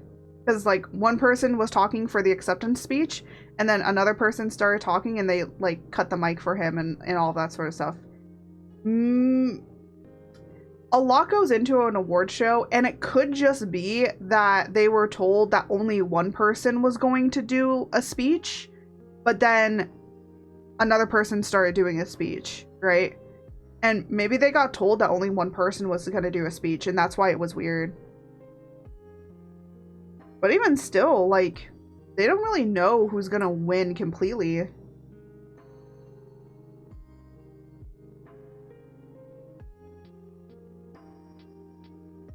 They don't know, they never know, like, who's gonna win completely, so. I don't know. A lot of people are, like, saying, like, things, and I'm just like, it could just be that they didn't have time. It could just be like a whole bunch of other stuff, but it is still like really strange because other other people that won, they let them continue on for a long time, and then for this one they just cut it short. And I think it just goes to show, because a lot of people were pointing out how like Hollywood has looked down on animation for a while. Hollywood has looked down on animation because unfortunately animation has put itself into a really terrible spot. Okay, it's not the fault of the animation department. It's just more of Hollywood has built this rapport with thinking that animation is only for kids because of Disney. Okay, Disney was the first to really make animated full-length films. Okay, people were not making full animated length films during this, like during the time of filmmaking. It was Disney that did it. But Disney, just with their animated stuff, would only make that of childhood fairy tales and making them happily ever afters, like, right? Very nice, very, very happy, right? So when you have Disney making a bunch of content that is, and movies and shows that are basically mainly for kids, then you have this issue that now Hollywood is only viewing animation as for children. So again, it's not really the fault of Disney completely, and it's also really not the fault of Hollywood either. It's just more of, unfortunately, this is what they view animation to be, and they don't view animation as a medium and an art form unto itself. And that's the problem that you deal with. And that's why, you know, Hollywood does look down on it a lot, because it doesn't view it as a medium. It views it as children content, which they view at, and you know, they view like children not knowing too much, right? They view children as like inferior humans, right? That they are not smart, that they can't understand and appreciate art, right? So that's why they get that rap. Yeah. I haven't heard much, to be honest. So basically of course, K-pop Demon Hunters won an award, right? They went up to receive the award, and they were, of course, you know, one person was doing the acceptance speech, like accepting the award, and then sometimes there'll be a second person that also wants to do an acceptance speech. So what happened is the person was done doing, I think it was the main creator who made K-pop Demon Hunters was talking, and then their co-writer was going to also do a speech. And the co-writer, English is not their first language. They are Korean, right? So they had practiced and trained to say this speech because, again, English isn't their first language. They probably find speaking English very hard because it's very hard to understand Korean because it has like a whole bunch of stuff to it. So it's like English is like a completely, not even just completely different language, just like a whole entire different thing unto itself. So, so he was gonna say he was gonna also say something of an acceptance speech, and they cut the mic, turned off the light, and started blasting the music. All right. He only got like 2 words in. And so they were all like really surprised. You could like see their surprised faces, like what's happening. And so they had to go off the stage. And then he did end up saying his acceptance speech, but he said it like afterwards, right? So in like another, like, because there's like an after like acceptance kind of thing that you can talk more. And so he went to that and he said it there, but he didn't say it on stage in front of like everybody, right? Which was kind of sad. Because, like, you know, he was also, like, a creator on it, and you're just kind of cutting him off for it. But, again, Oscars will Oscar, and they did put a lot of jabs into animation, right? They jab a lot at animation. And I think it's just because a lot of animators don't fight back. I'm like, guys, fight back. Fight back.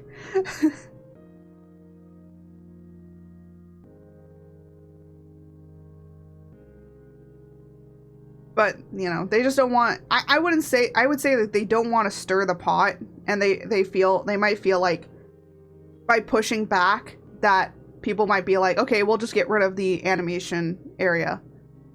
Now, I do believe that there is an idea to make an award show for animation. I do believe there's a lot of indie ones that do exist, but they want to have like an actual like award ceremony for just animation, and I feel like that would be a good idea. And then maybe Hollywood might take it seriously. So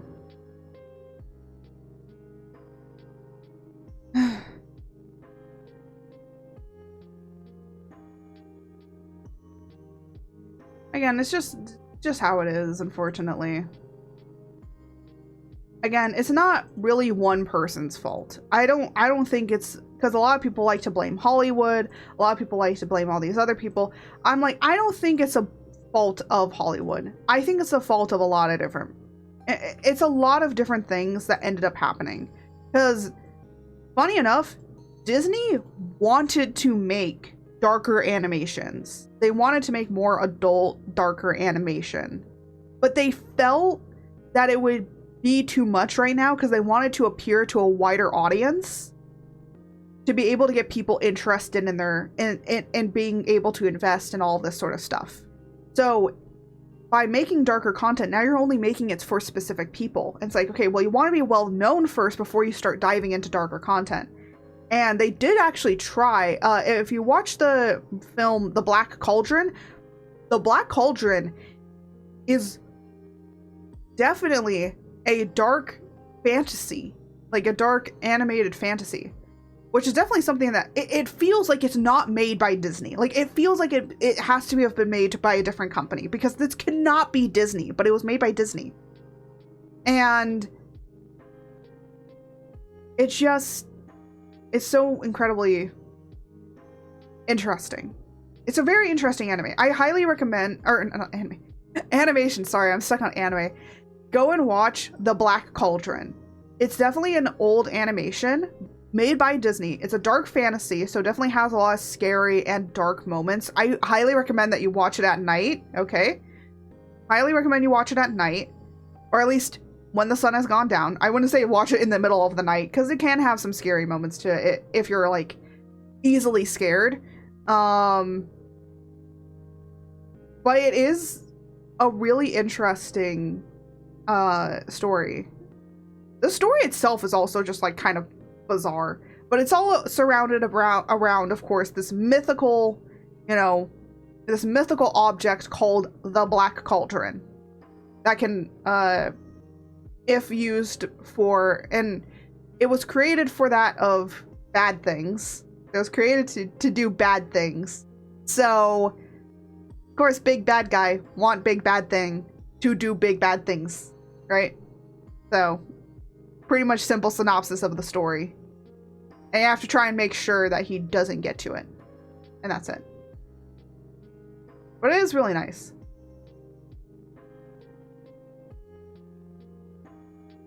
I mean, what?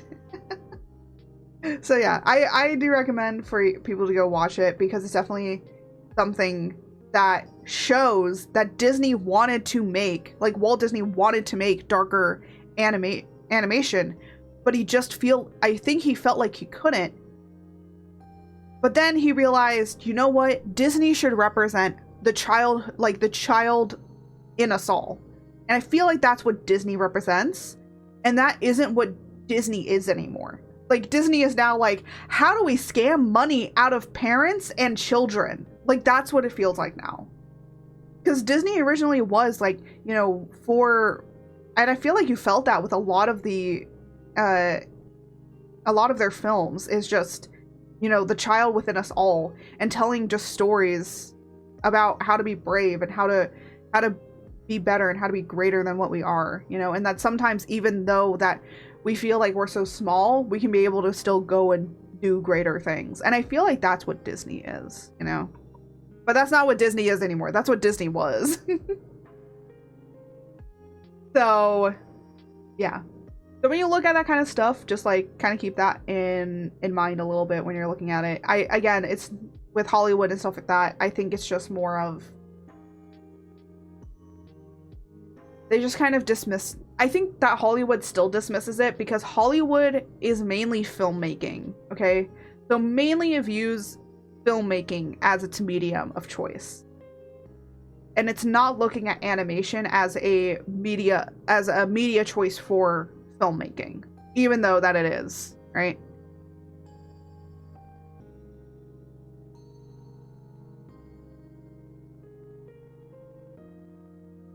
It's also really funny because they actually view anime really well. I'm like, okay, so if it's foreign, you're like, oh, this is so interesting. But we make the same thing at home, and you're like, nah, that's not interesting. I would argue yes and no. Because Michael B. Jordan's there.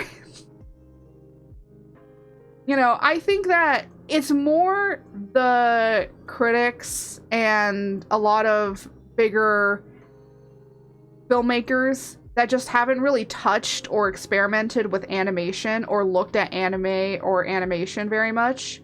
You can tell when a director has looked at anime or animation because it'll definitely be influenced in how they write and how they create their worlds. Like, James Cameron 100% looked at anime and animation because how he makes his films and how he goes about doing things just kind of has that level to it.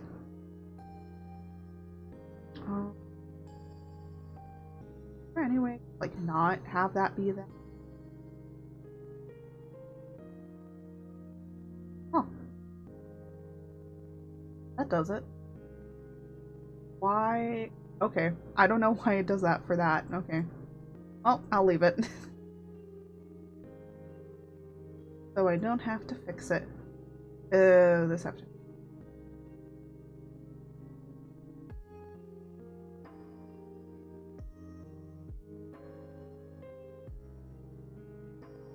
Maybe if I do that.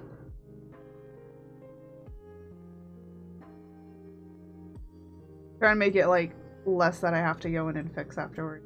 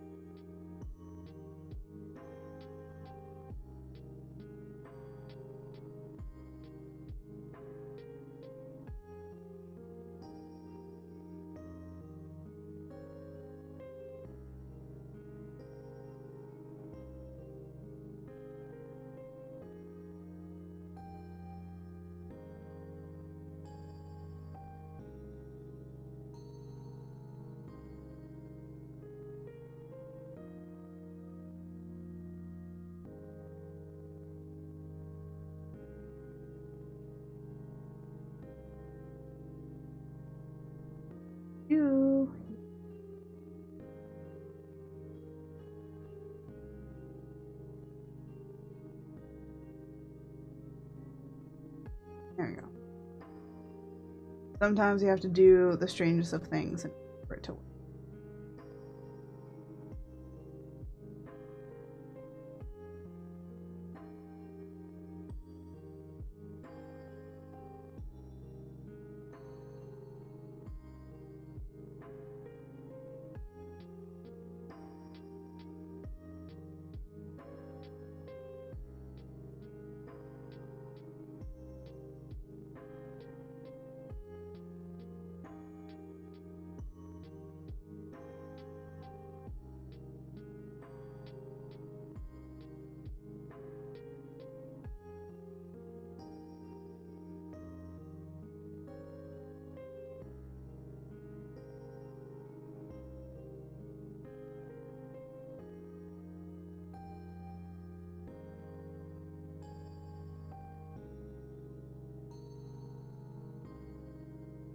There you go.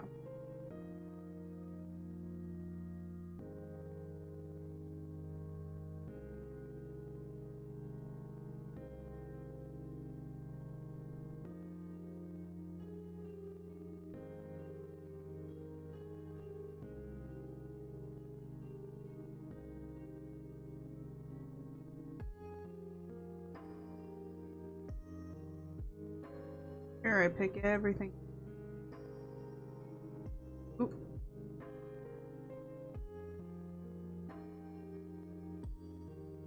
No. Oh, I keep forgetting to... I keep wanting to click here, and I just don't move over enough.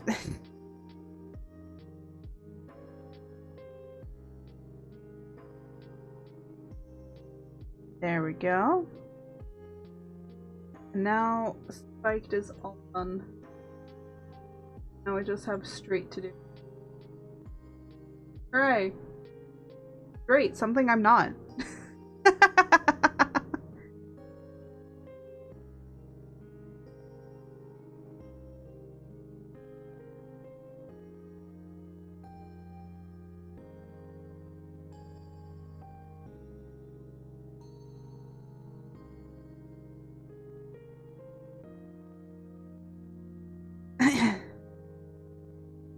All 19. I am not up to that yet.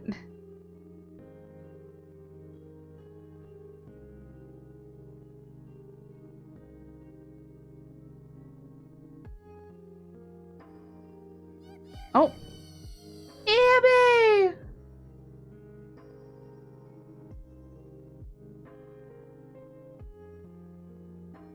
You have found the yeets.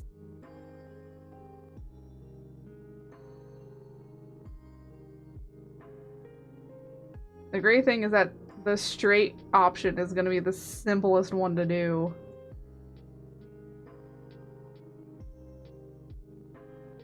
So easy. Just literally just put a box around everything.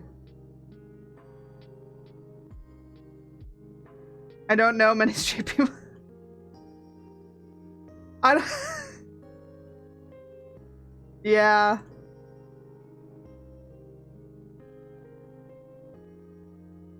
Okay, turn off this mirror effect. Cause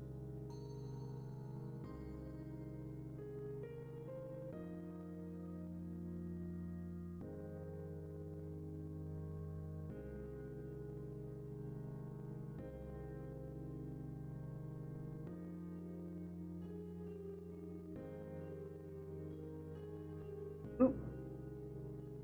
This has to be that.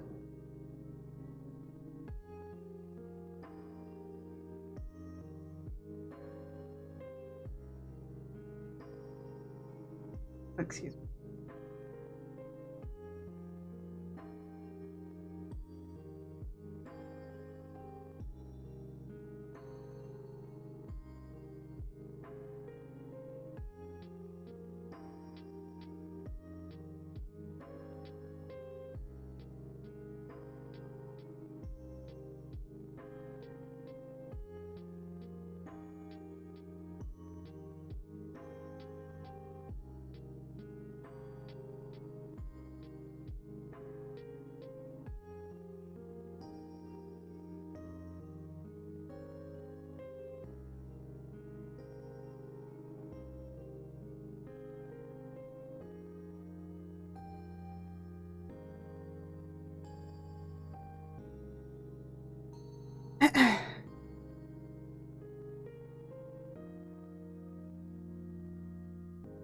I keep wanting to do... I don't know why I'm so focused.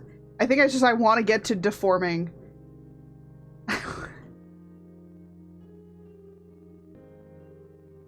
Oh, I get it.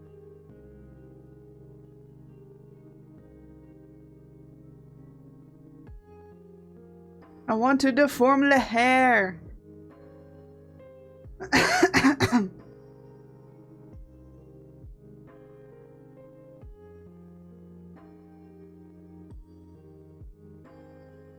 It's also starting to get hot in here.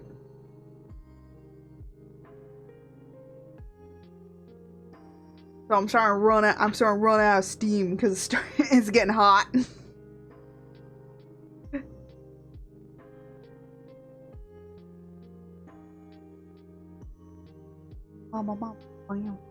And now I can put back this makeup effect on.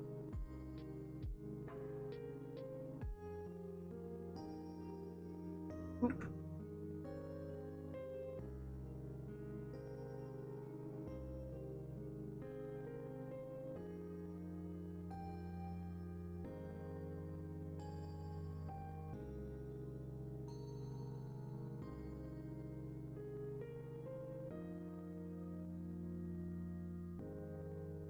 There we go.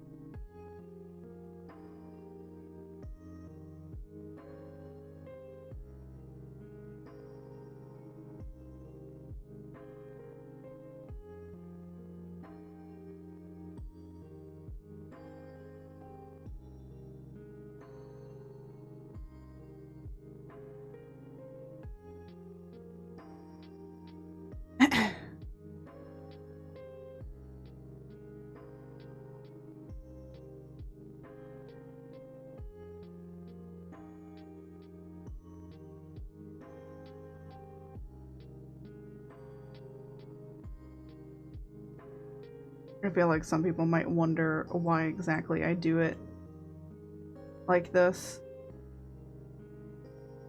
Where I have the lines here. That's literally so I can deform. Oh, it's because it's literally so I can deform here. So I can deform the shadows and highlights. So it basically makes the strands look a lot nicer when you do that. I've learned a lot from doing this rigging. I forgot to say earlier that who was mine. Oh, okay. Got a lot of interesting ones. That's nice. I like when people have like text and stuff.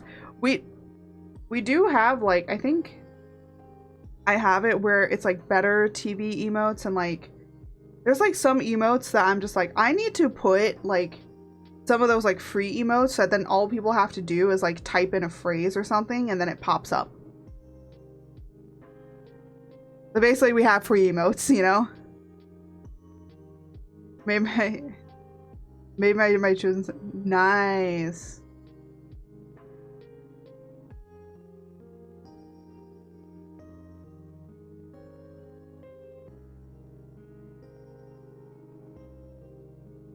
It looked really good. Very readable. I feel like sometimes with text, you have to be careful because it's so small. You have to make it big, but you don't want to make it like too big that it takes up everything.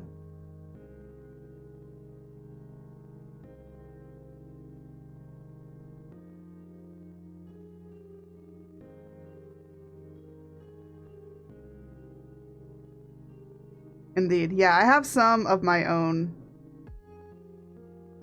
Where is it? There's like, I have this one, and then I have, where's my Yippee? The Yippee one you definitely cannot read. The Chaos is maybe a little bit easier to read.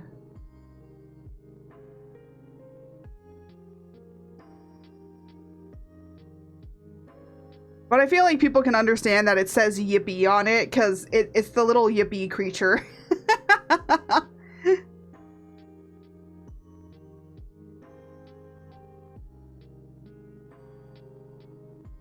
Unless you're as blind as me on mobile. Ah, yeah. They really only work on PC, don't they? Look, I didn't think when I was making them that it was gonna be so small, right? But even still, I'm like, I think it's readable enough.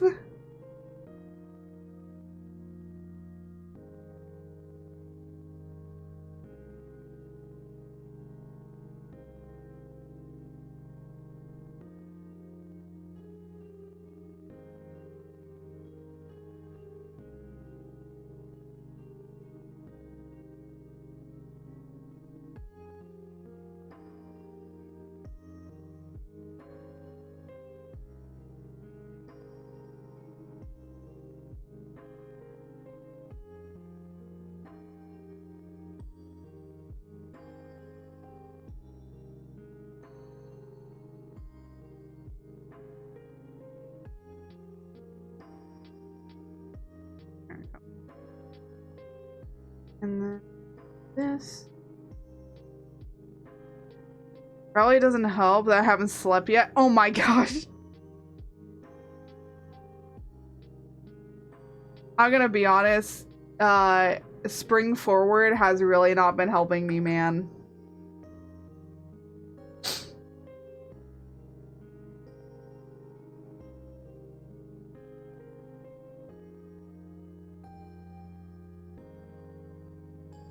Oh my gosh, we're almost done. I just have to do the fringes and then we can start actually rigging. Now you understand how terrible it is with all the meshes and stuff. Meshes, okay, I'm gonna be honest here. Meshing takes the longest, and then rigging is probably the easiest. Because the meshes, you have to make sure everything's lined up correctly. William Sleepy? Okay.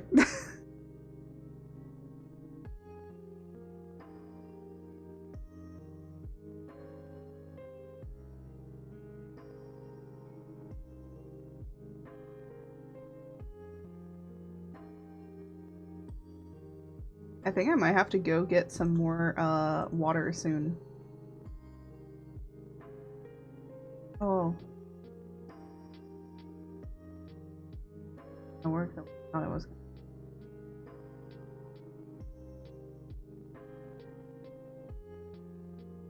Oh, you know what I would. Okay, I have an idea.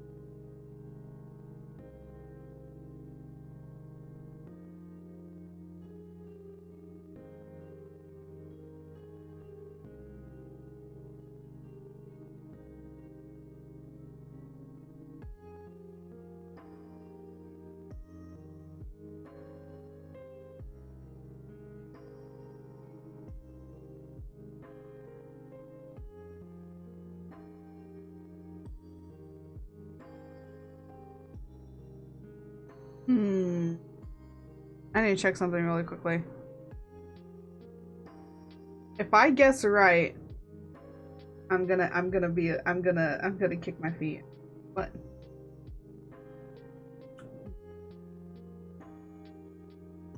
Not yet.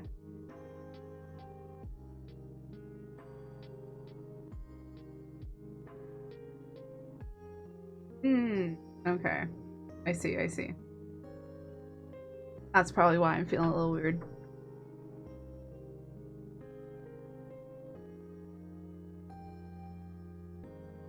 Ba-ba-ba.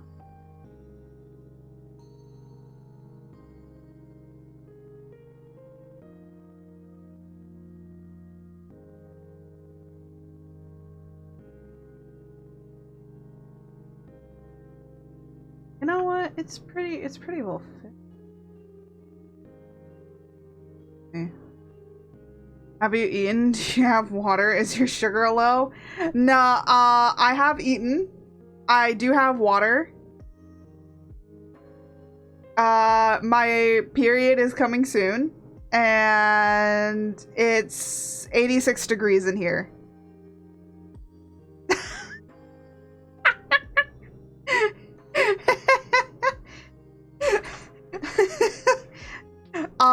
Maybe the reason I feel shitty is mainly because of heat. But don't worry, I have water. I drink water. Water good.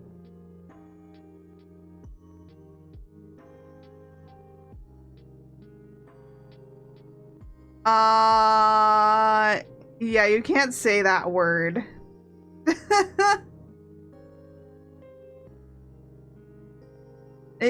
Yeah, because you can't say B. That word in my chat. And there's a reason.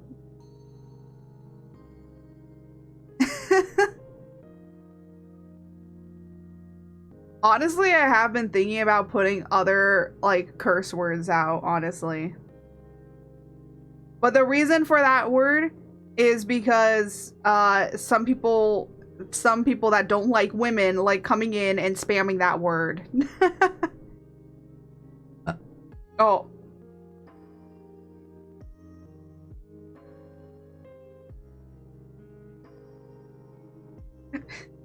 But I know what you're trying to say. I know what you're trying to say, but I'm sorry, I won't allow it.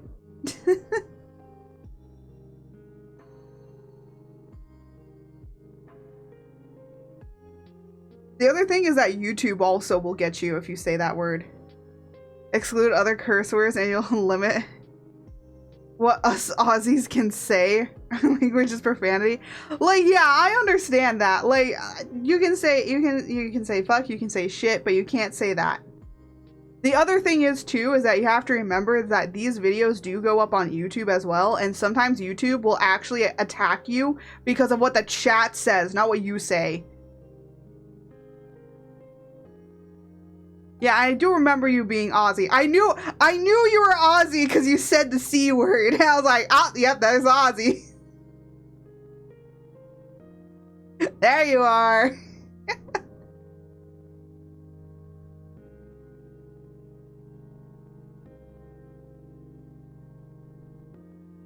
Man, I miss the Aussies in my chat.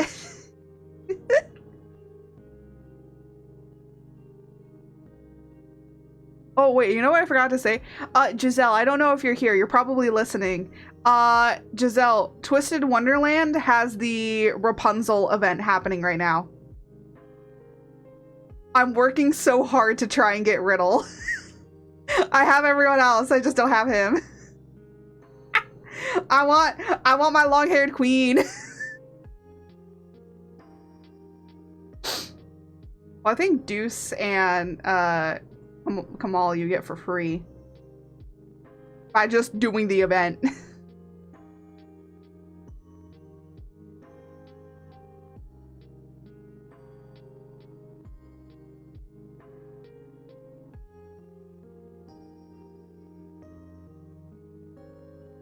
Have a whim.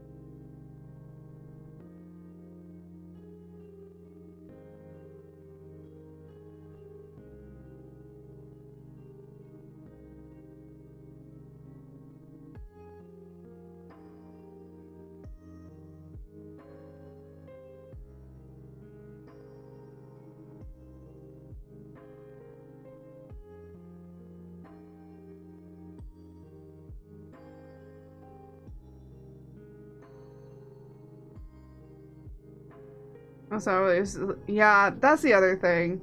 Honestly, I was thinking of, okay, so I know if I stream later in the day, I'll get the Aussies, but then I'll lose all the Europeans. If I stream earlier in the day, I'll have no Aussies, but I'll get all the Europeans.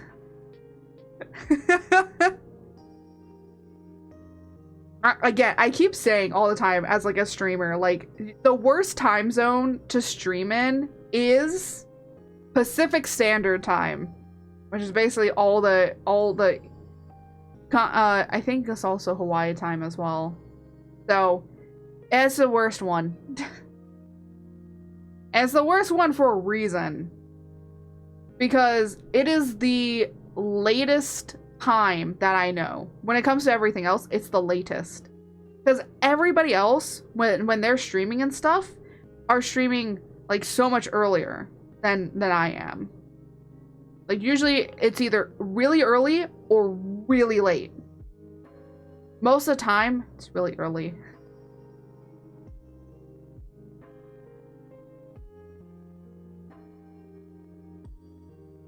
Yeah, it's really not the best time zone, unfortunately.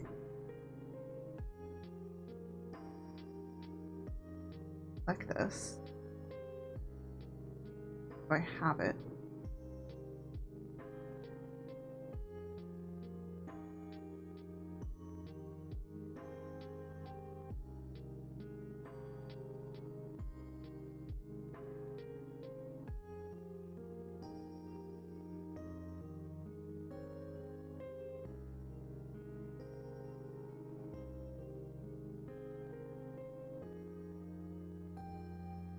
Yeah, most streams I'm able to watch are usually at least 6 p.m.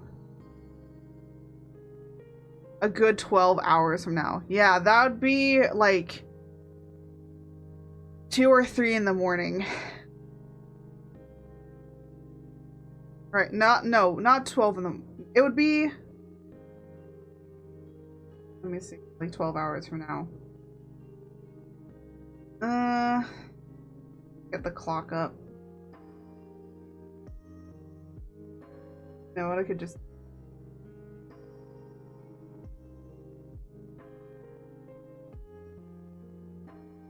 Yeah, it would be 3 a.m. I was pretty close.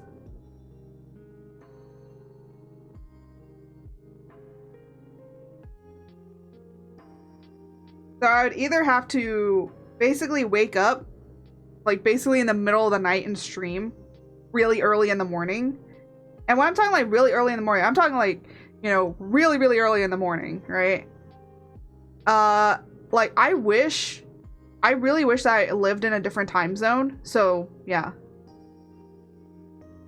Yeah, it's what, yeah, it is. Wait a minute, that's exact time. Did you just Google that? Did you just Google what time is it right now, Pacific Standard Time, and then it's like, and then you just Googled exactly what it is? I literally looked at my clock and I was like, wait, that's exact time. Excuse me?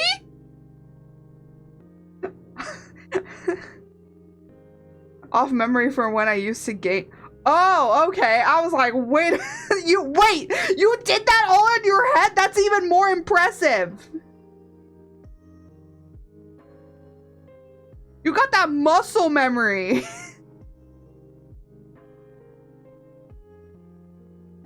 That's crazy.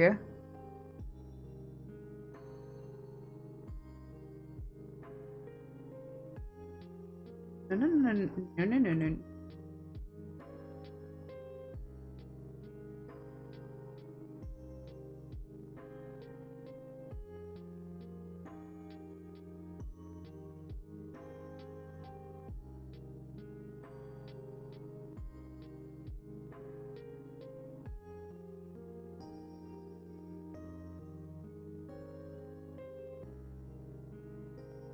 I need to make a line right here.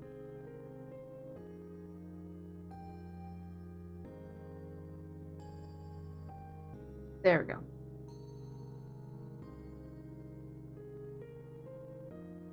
then what?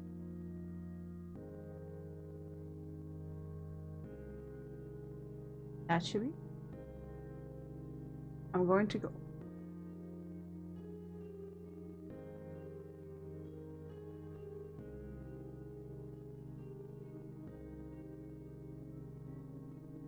And no.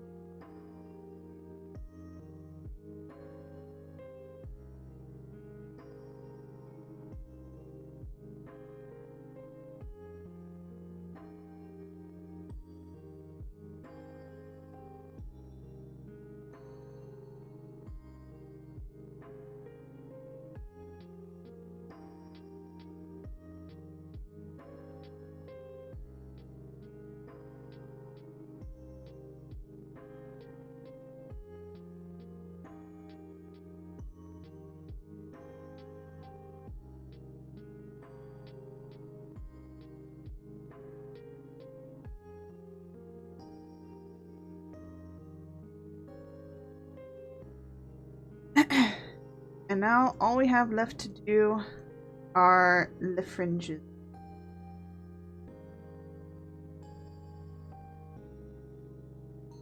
Basically the same. This looks so weird without that hair. How to, otherwise I've never be able to game. I understand.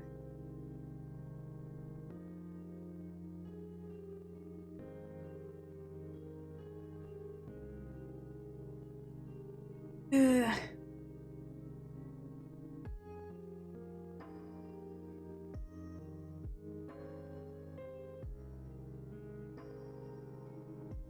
Oh, I see. Okay. I was like, what is happening here?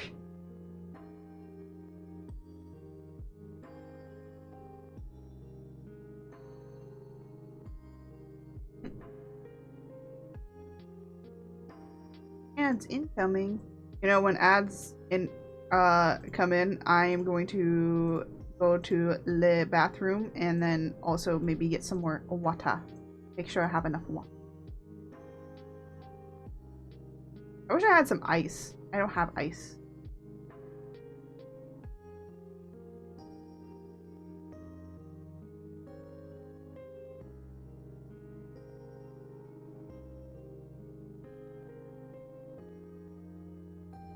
What the heck is all this? That was weird.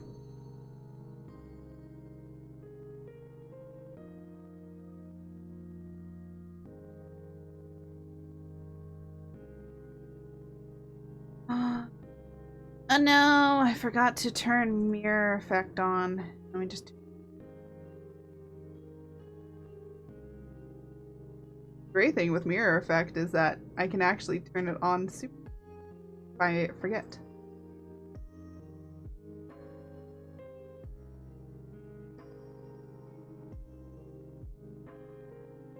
Ooh.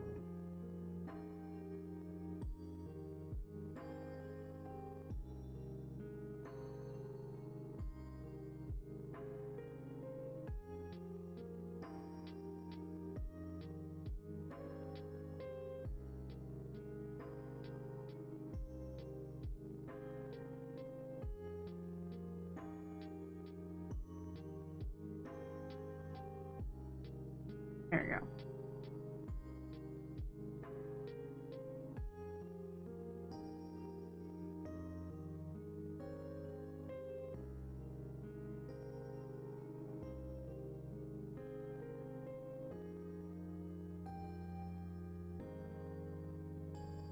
Maybe I should have done these first. This was the easiest one. These are the easiest ones to do.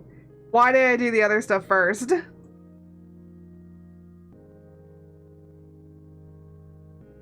I think it's just because I wanted to get it out of the way so I could actually focus on eventually getting to the hair. Because the last things that I have to do is ears, and that's pretty much it. Now the ears include earrings as well. Because I decided on changing up a lot of things with how I wanted to do ears and earrings and...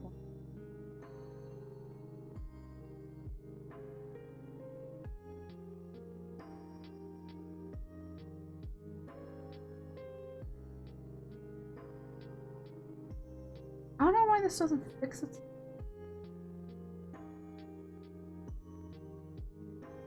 It never likes pointed areas. It never likes it. It always makes this stupid line here for some reason.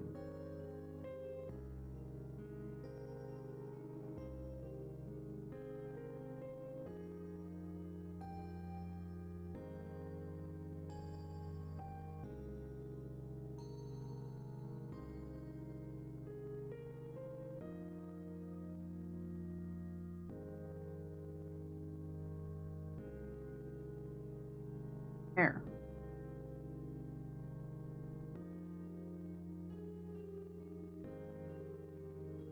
No. Never liked it. And other times it freaking loves it and it's just fine for some reason. No. Have to be a butt. This, whatever this weird shit is. And I have to erase it all. Fix it. It doesn't want to fix it itself.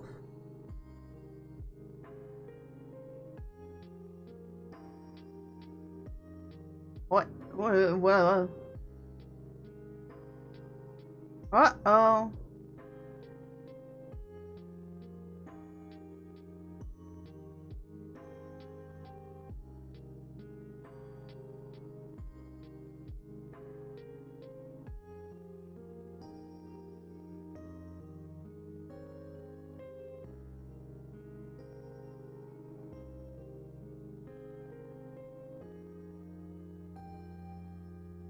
Perfect, that close on the other side.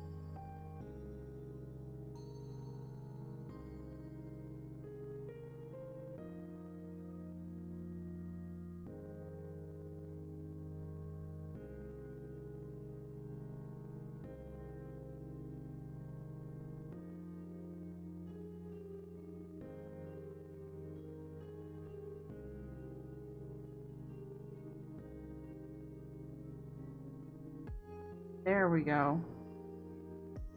Was that information so incredibly...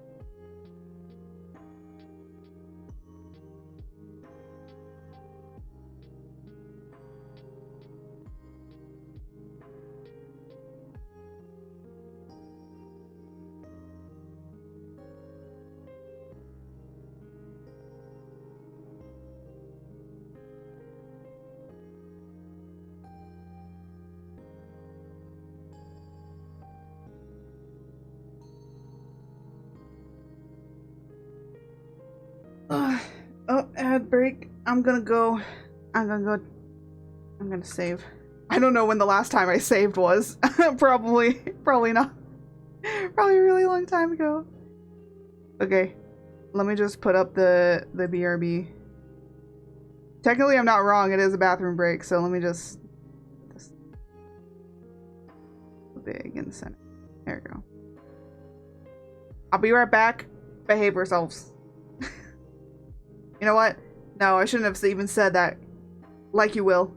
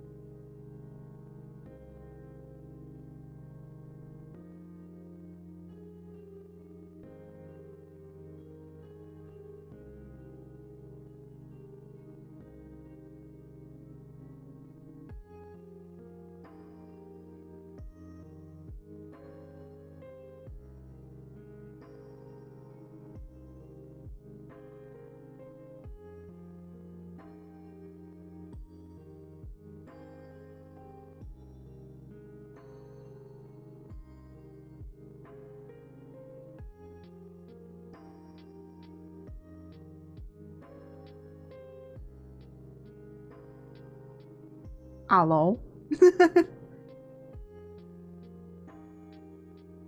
I am back. It's very hot, so what I did is I took a frozen ice pack that I have, like a little frozen ice pack, and I am putting it in my boobs. I gotta cool the tits, okay? We gotta cool the tits. This is what women do in order to not overheat. We put it in our tits.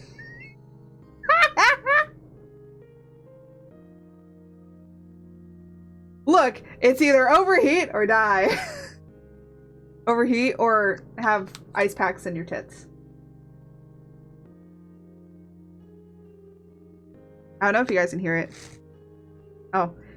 Would you guys like some ASMR if I can give it to you of this? Here you go. I don't know if you can hear it while I'm talking. It's a gel ice pack, so it's a little one. I got this when I got my wisdom teeth taken out, and I keep them because they make really great little ice packs for if I like bump my hand on something or whatever. I can just have some ice packs. It has the like a fabric piece on the back, so it's like a fabric, nice little fabric piece on the back, so it's not directly the ice, just fabric. So I just put the fabric side on the area that I needed to. I just put it in there. It's great. I'm passive, not a fan of ASMR. Creates my neurospicy brain the wrong way. Really? Some people with neurospiciness usually love ASMR. I like it. There's not everything. I don't like everything. I can't deal with food noises. I can't deal with food noises. Mouth noises are fine to like an extent.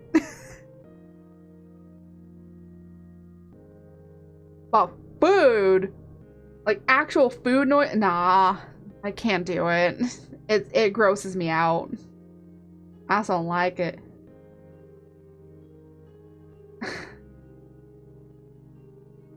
It's too much. Especially like when people like really go in for it and they are like munching and crunching away, and also they have their mouth open when doing it. I'm like, please shut your mouth.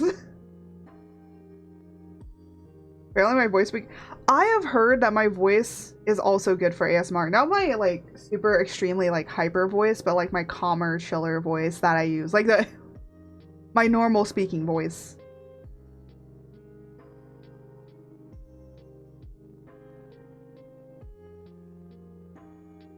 You know, the funny thing is, my recording voice, the voice that I use to record all of my edited shorts and stuff, is closer to my normal speaking voice than anything.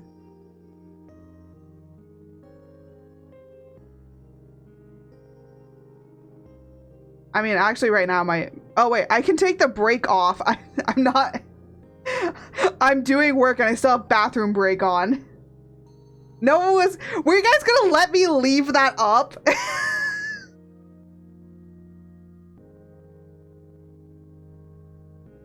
I was about to say, okay, good. At least somebody would have said something. I swear, that would be so funny if it just gets left up all stream. And it's like, guys, what were you gonna tell me? Did the thing again!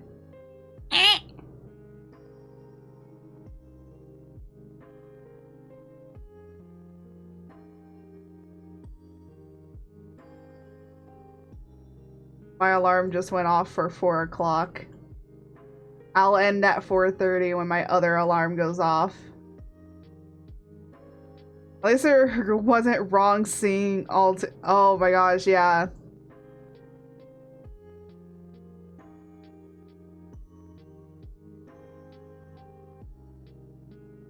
There we go, now it's back to normal.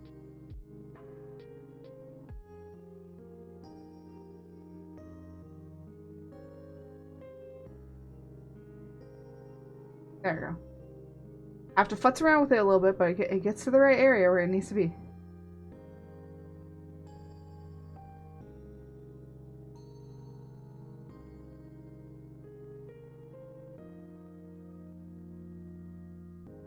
A little wonky, but it'll do. I'll do, donkey. That'll do. I don't know why I always say that. We watched. Oh, I was gonna talk about community night. Okay, so we have community night every Friday in the Discord if you want to join the Discords. And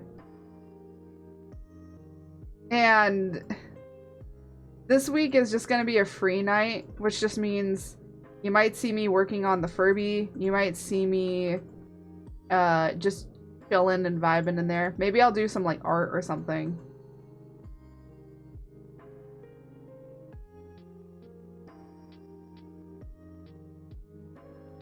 Oh.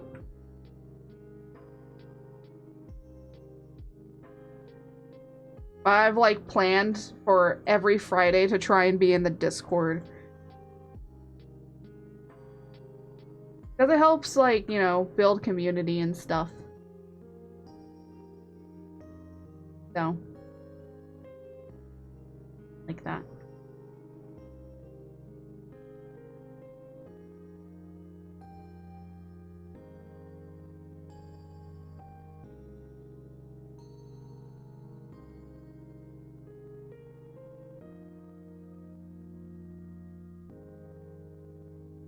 Now what?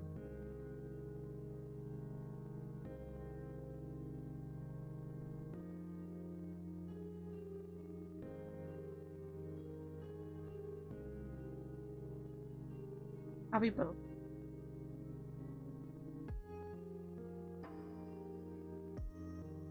Oh, well. Let me just do this one. And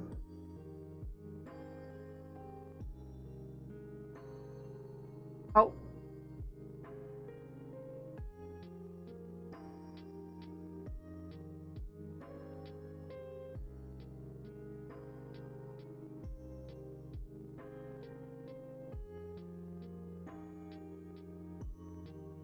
Oh wait, this is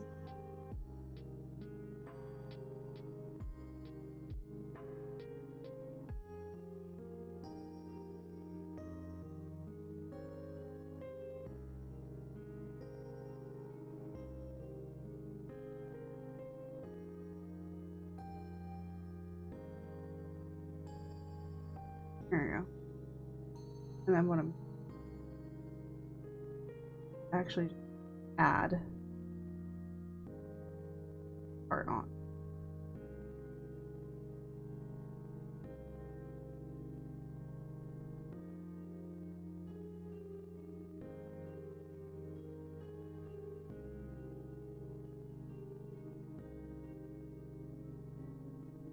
Getting that.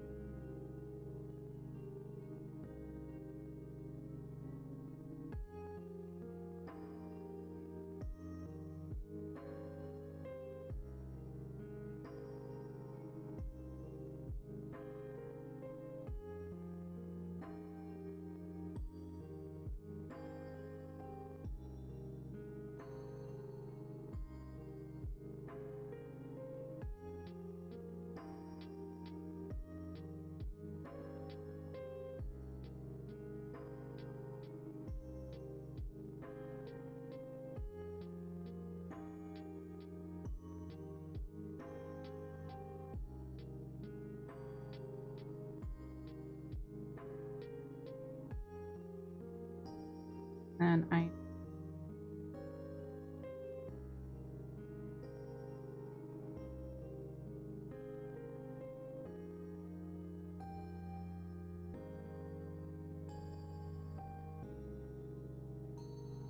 Oh wait, hold on a minute. I did this wrong.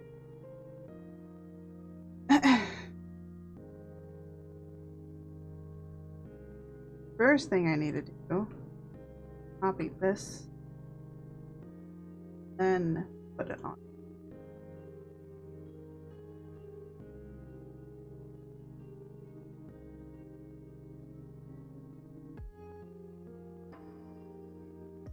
I'm gonna fix it.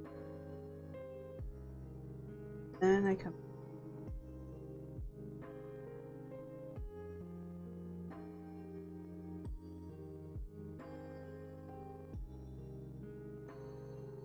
And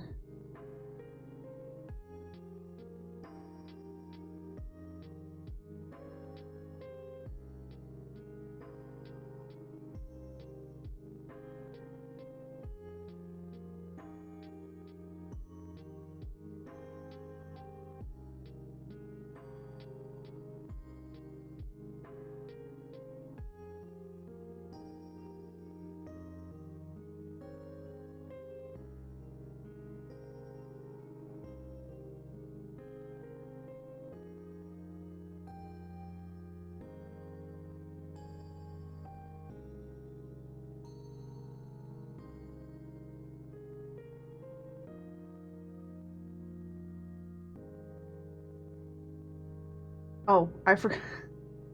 I forgot that I had a symmetry on. Oopsies. I just erased that. And now we have all the hair done. Well, meshed, at least.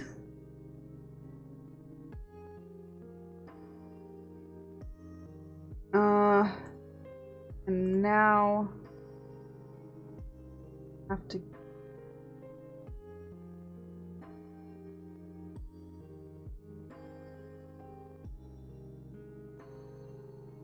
Yeah, I'm gonna do it one by one.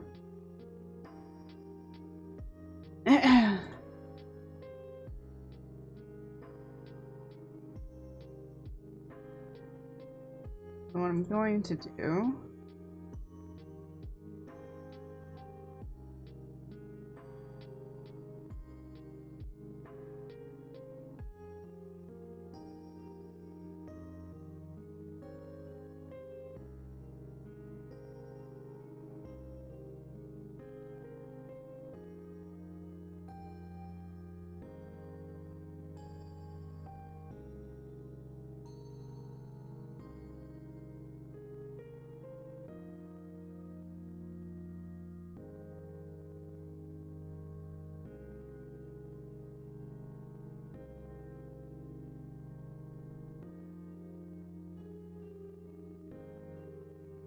I'm going to try it on, like, the easiest area to do. Just so that I can kind of see how I want to do this. Because all of them are built pretty similarly to each other.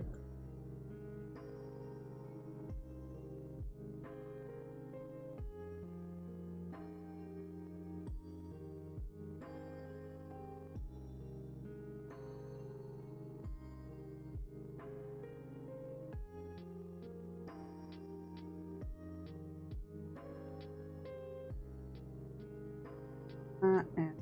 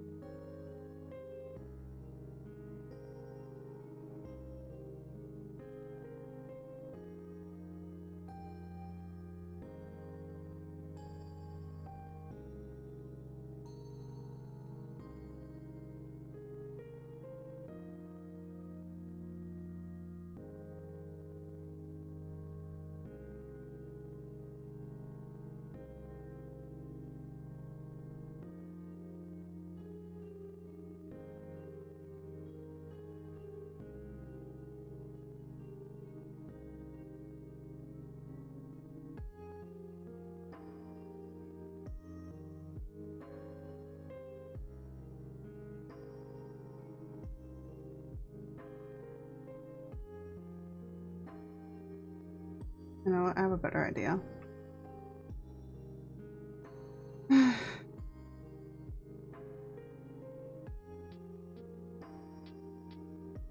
because this won't. Yeah. Yeah, that's not gonna work.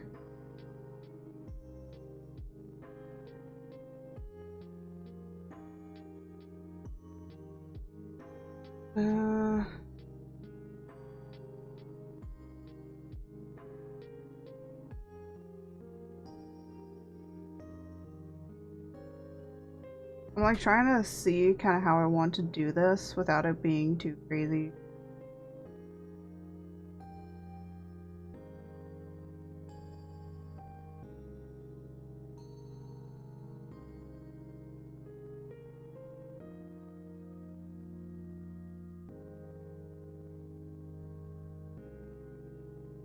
The center, I'll do. A devotee is checking in. To ensure check-in is complete, please give me your credit card. Hello, Matt, and welcome in. Sorry, I'm like really focused today, so I might not be a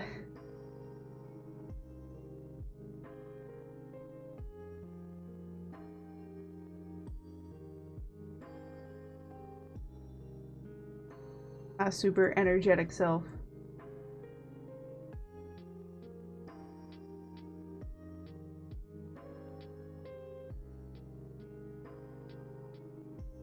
I have an idea. Focus until we talk about anime. Twitch didn't want to give me the emote. What do you mean Twitch didn't want? I see the emote. I see it. Yeah, sometimes Twitch does end up being like a little weird and it like doesn't like giving the emote. I think this, get rid of those.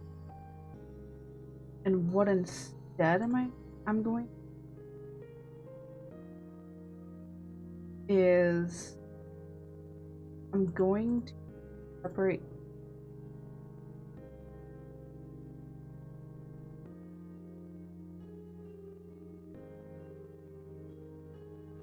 I have an idea.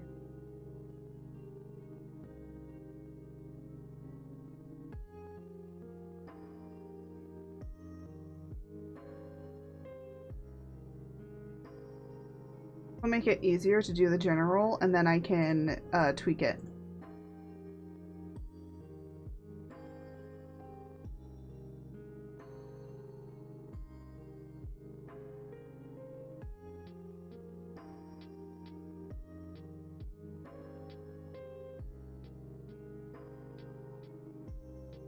There you go.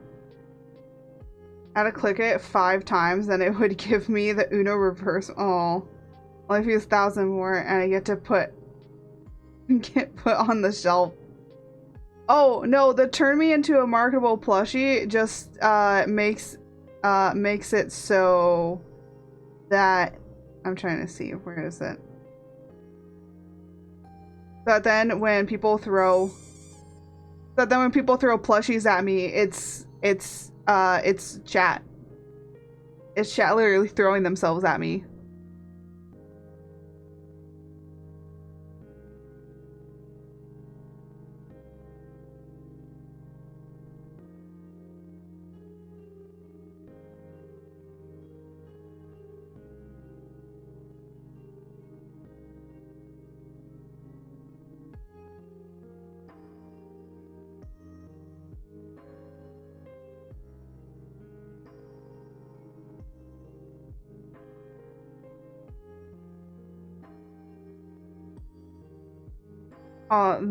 That one you have too many marketable plushies. Yeah, I have a lot. It's because like I did it of friends, and then I made it so that then chat could make it a redeem.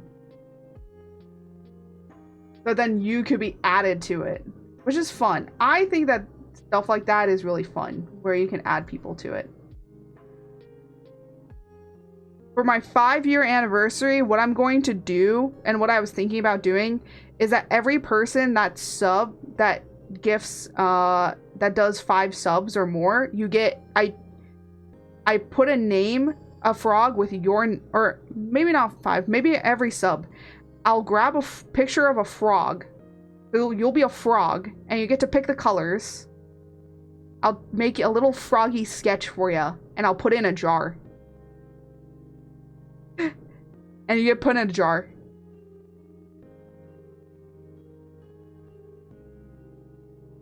Sorry. That's been 5 years. I'm not that old. I know, right? So for like the celebration through the entire 12 hours, every person that subs, I will. Now this isn't for like gifted subs. This is like, you know, if you sub, I would say like depending, you know what I might do is depending on how many subs that you gift, you'll be a different color and then you'll get put in the jar.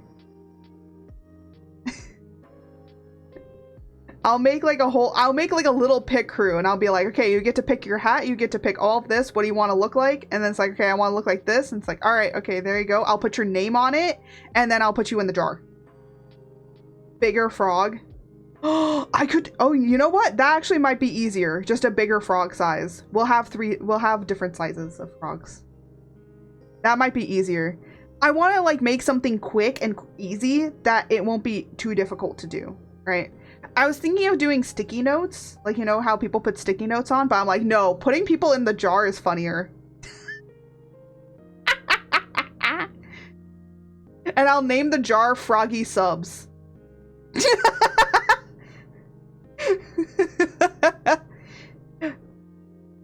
So then people know. And if you guys like that and enjoy that, I'll do it every month. And so for the month, it'll be those people in the jar. Till someone drops like 20 subs, they don't fit in the jar.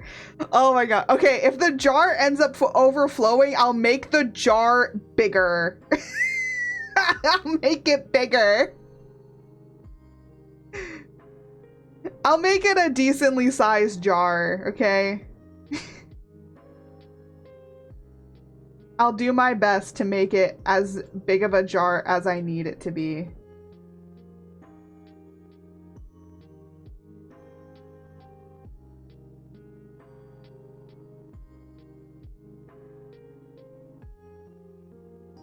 No stream, only only jar. I feel like the jar will be funny, you know? I just think it'll be funny. Where is it? Reflective. There you go.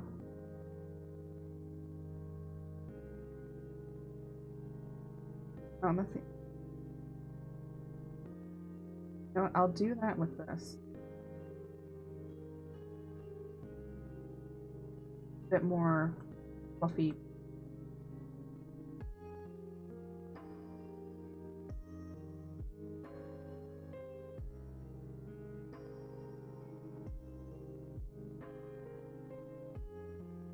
And then go up.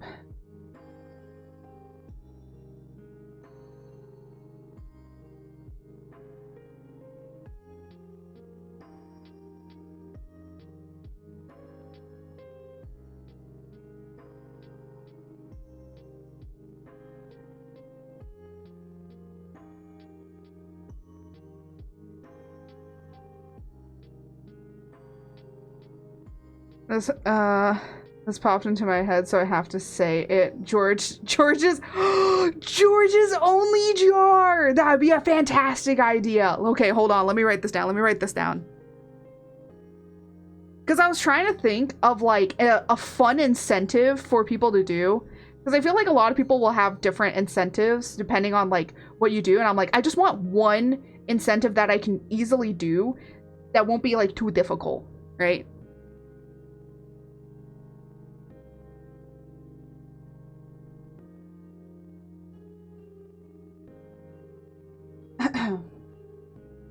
Also, I'll let it be that you can either let me choose what color frog you want, like what color frog it'll be.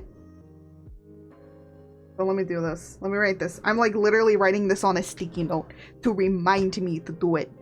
Honestly, you know what? Maybe for Discord night tomorrow, you'll see me working on it. You'll see me working on the froggies. That will be put into the jar. I'll make what? I'll make one for 1 sub, 5 sub, 10, 10, and then there'll be like, I think like, yeah, a 10. Should I do a 20? I don't know. I'll think. I don't want it to be like too much, right? Maybe I'll do a 10, a 20, and a 50. And I think that'll be good enough. And this is why I'm on. I'm one of the favorites. Maybe. Maybe. Sometimes you guys come in with like great ideas, because I was like trying to figure out like what I wanted to do. Let me do this. So.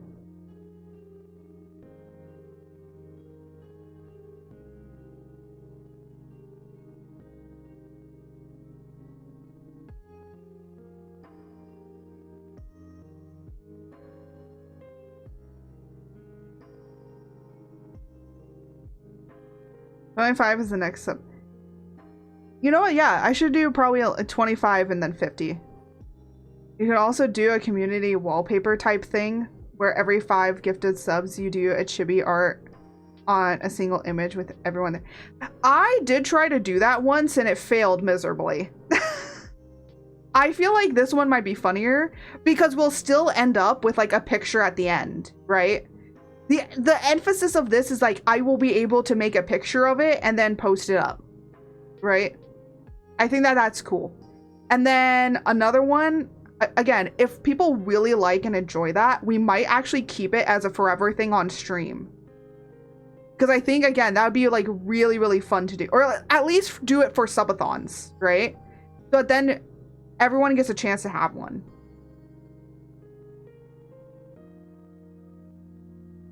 And like, you know, for one subathon, we might have it be like party hats. So you get to choose which party hat. Depending on the, you know, for like my birthday stream, we'll do it for like my birthday as well. But instead of froggy sizes, it'll be like a different gimmick, like a party hat. You get to, you will have like a different party hat on.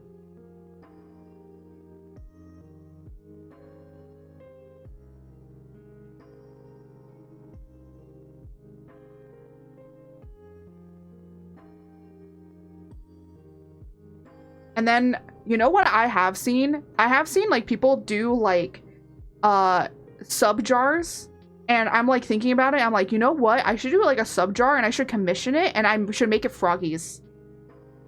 Different frogglers. Yeah.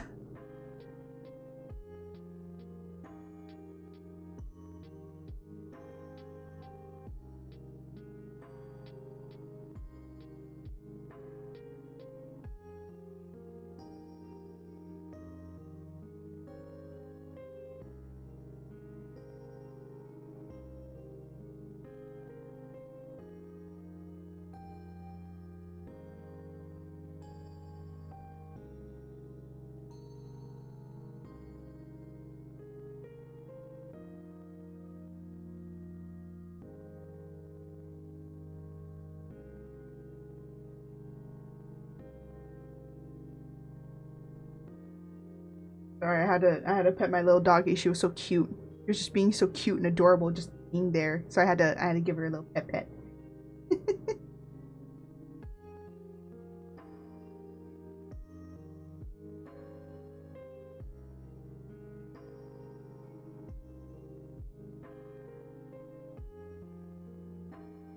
There we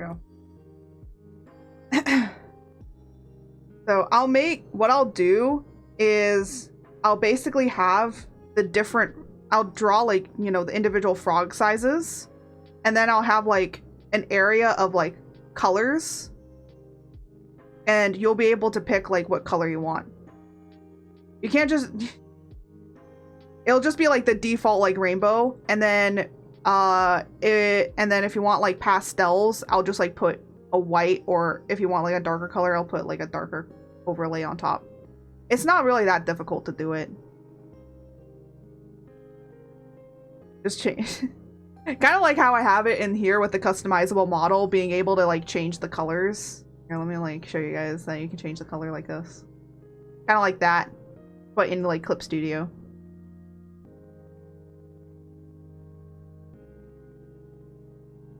Yeah, all the color changing happens in here. Technically, if people wanted to, they could change the color like in VTube Studio itself, because you can actually select the different areas and then you can color it yourself. So people could do that if they wanted to, or you could just do it by the default stuff that it has in here. Oh yeah, I wanted to do this one. Rotate. Huh. Interesting.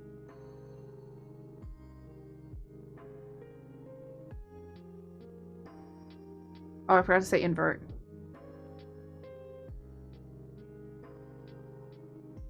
There we go. Keep forgetting to do that. Uh-oh.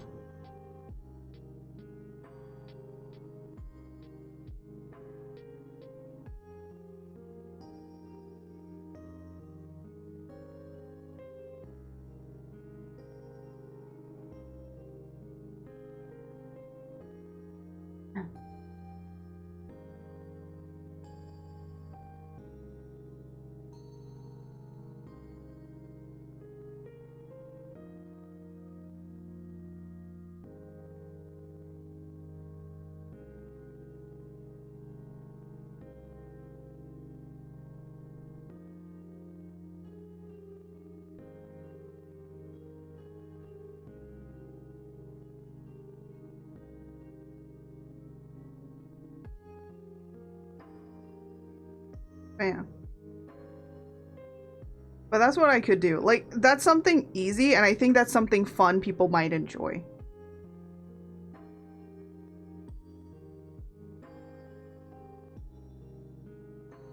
Ooh.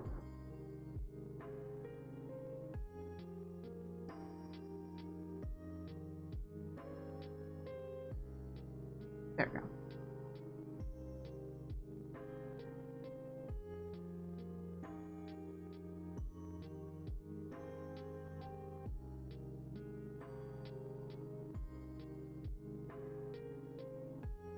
There we go. Oh, wait, what? Huh. That's weird. That, okay, I might have to go fix that. That's my fault. Hold on a minute. Oh no, I can't resend it for another, hold on a second. Hold on a second. What? Why is that? Oh, I think it's, oh, you know what I think it's from? I think it's because of commands. Hold on a minute. Yeah, that's why. Okay, so going to do is actually select this and then go into, oop. Yeah, now you can see like some of the back end. I have to go into channel points because I had it, I must have had it be that it does the command instead of, yeah, it does the command instead of a chat message. Hold on, let me add chat message and then delete that one and save. Well, at least now we know that now this should work. Now let me do it so that then you don't have to. There we go. That should work now.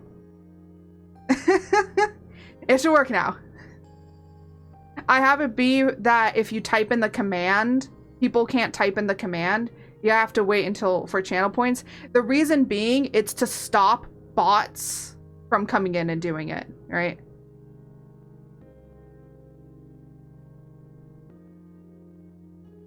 That's a little bit easier. This. Yeah, I forget what some of this stuff does. Uh-oh. Did I? Okay, no, I was like, what did I exit out of? I'm like, I hope I didn't because I'll mix it up bot completely. Oh my gosh, that would have been terrible.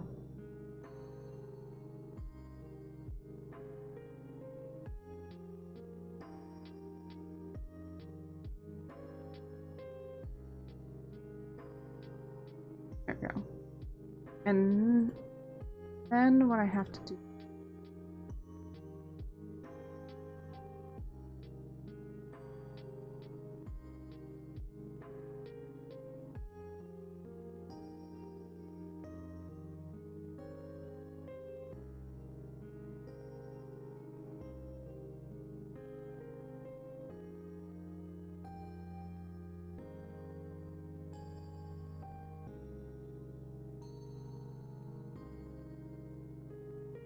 No?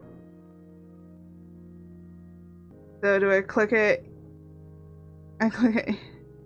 So do I click yes to ping a bot? It doesn't want to let me continue without clicking. Oh, real? Oh. Just click it and I'll remove you. Oh. Thank you for. Oh, I completely forgot what it. I shouldn't have made that, yes, you have to answer it, or requirement. Hold on a minute. Just click it and I'll remove you. I'll remove that from you.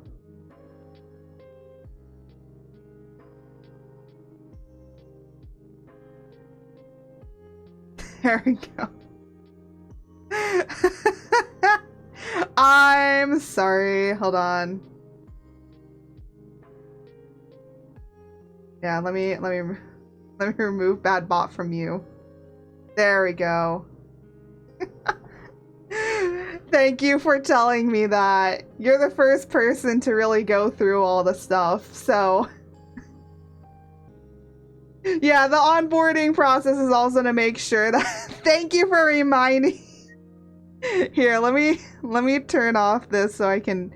You don't see like the back end of the server. Oh my goodness. Onboarding, edit these.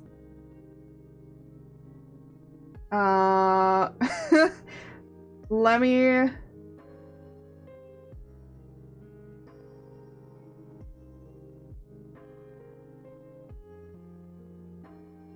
There we go.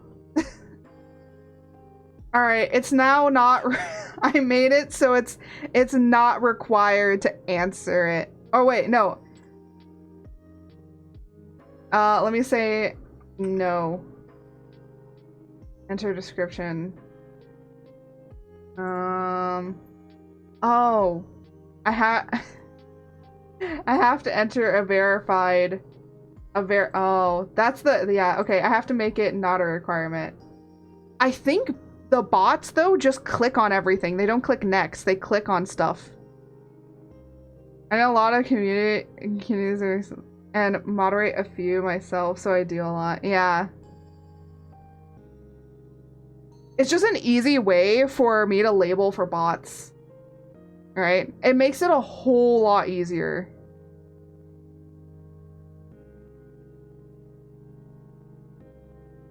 There we go. Thank you. Thank you for telling me that.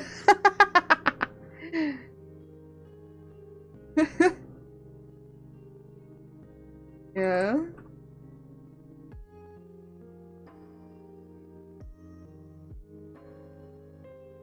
Thank you.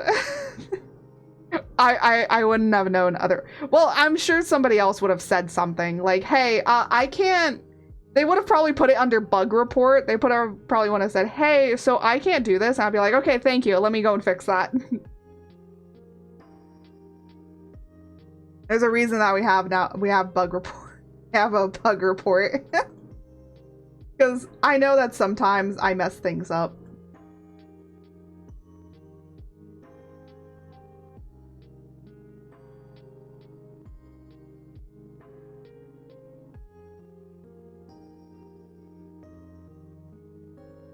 There you go. And then,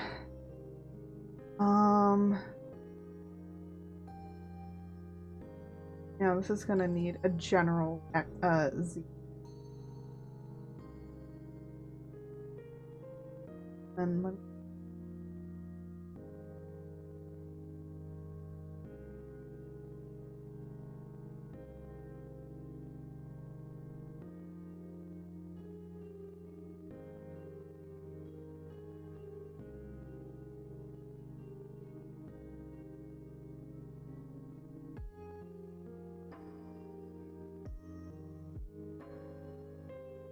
Normally I don't put Z's on hair, but because of the way of how it is, I need to.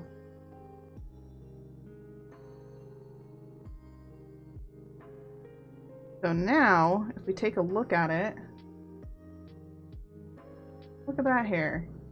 I still need to do hair physics, but what I'm mostly focusing on right now is rigging.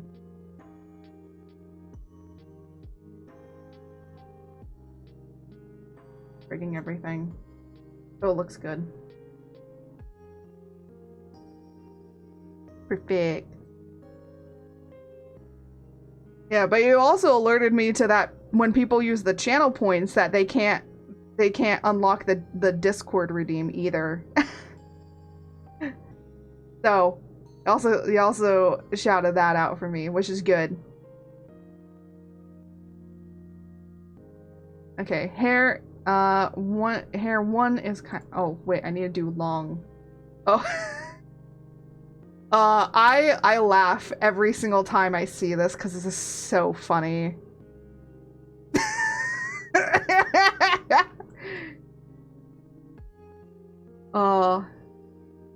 I love long Furby.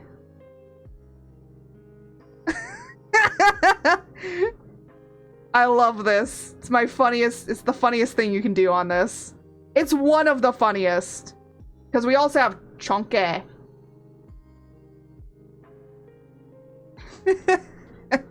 And yes, you can do chunky and long. I'm good at finding bugs and breaking things. Hey, you know what? I'd rather you find things and call me out on it than not. So, thank you. That's what she said.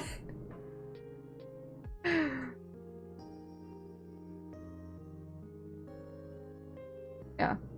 The other thing is, and why I kind of have this split up the way that I do, is I'm actually gonna go in here and then, of course, say like left and right, and then I'm gonna do all the physics for each one.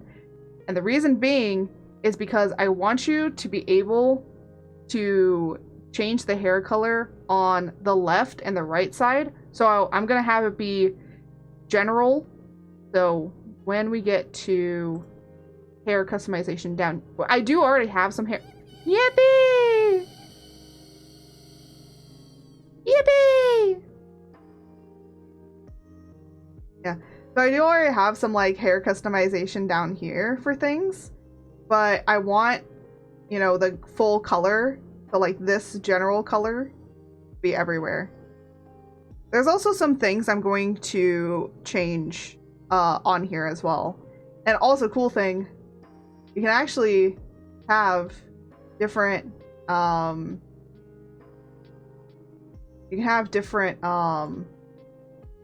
little cowlicks here, which is really cool. I might make a duplicate of these cowlicks and actually put them in between the... So there would be one behind, and there's one in front of the hair here. Or hair down. So like when the hair down turns on, that'll turn on. I wonder if there's something like... You can use Twitch integrated throwing system with VRoid.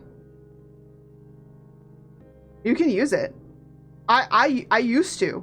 I've used it before with VRoid. You can do it. It's very... The one issue is that you do lose some mobility of the VRoid. That's the only issue. But you can do it because if I turn Twitch integrated throwing system, so the Twitch integrated throwing system, I have like this little figure over me. You can? I thought it only worked. No, you can use it. You can use it with anything. You can even use it with a PNG tuber, because if I turn off connections, it's just a person, and you can actually go into I think navigation here. Yeah, you can go into navigation here, and you can actually move this thing around, and you can switch it to different scenes.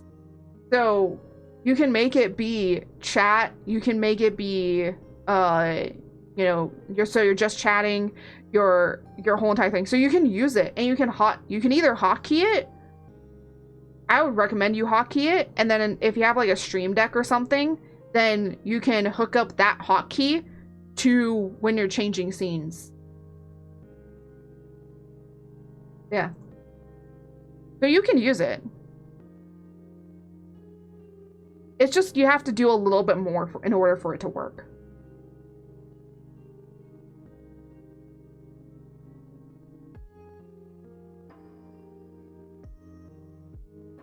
Yeah, the first thing I'm gonna do is rig everything, and then I'm gonna do the physics and the customization.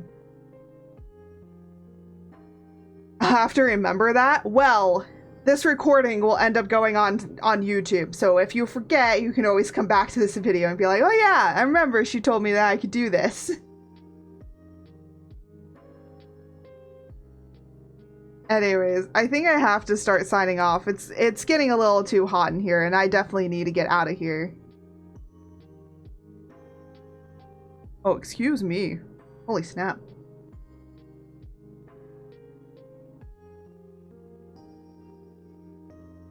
So let me, I saved already. So let me go and see who we can raid. Cause yeah, I gotta get out of here. I gotta cool off a little bit. Like, I'm gonna be honest. The technique of putting an ice pack in my boobs has actually helped a little bit to cool me off. I say helped a little bit, didn't help a whole lot. Yeah, let me get out of here. Oh!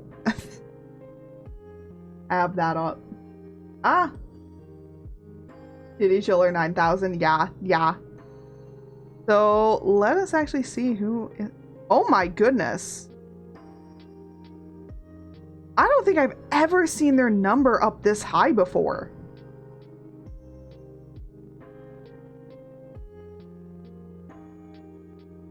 Nice. Sorry, there was like one person that ads? No, snooze. Go sleep. Sleep ads. We don't need you right now. I'm trying to figure out who we're gonna raid. Ba ba ba ba ba. There's you. Okay, you're playing stories. I don't want to be spoiled. We do you. Okay. We have the options. We have the options. Should I have Google pick a number 1 through 3? I'm gonna have Google pick a number 1 through 3.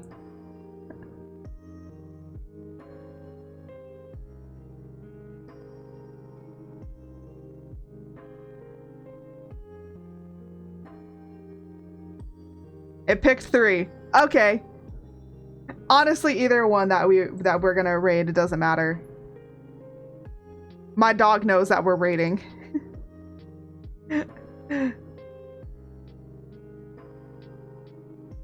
The other 2 people I was gonna raid was Rufus VTuber channel, which is Rufus the Cleric. And then we were also gonna raid, I was also thinking about raiding Blair VT as well. I love Blair. Blair's really cool. Her and I have very similar horns. We have very similar horn style. But Gongwa was picked. So let me get the raid. Let me get the raid message going. Actually, I don't think I have raided Gangwa in such a long time. It's been a while. You convinced Sleepy to make her slime feature? I thought she wanted to be a witch. What, now she's a slime? You know what? There's not a... I need more monster girls. We need more monster girls. I need a slimy friend.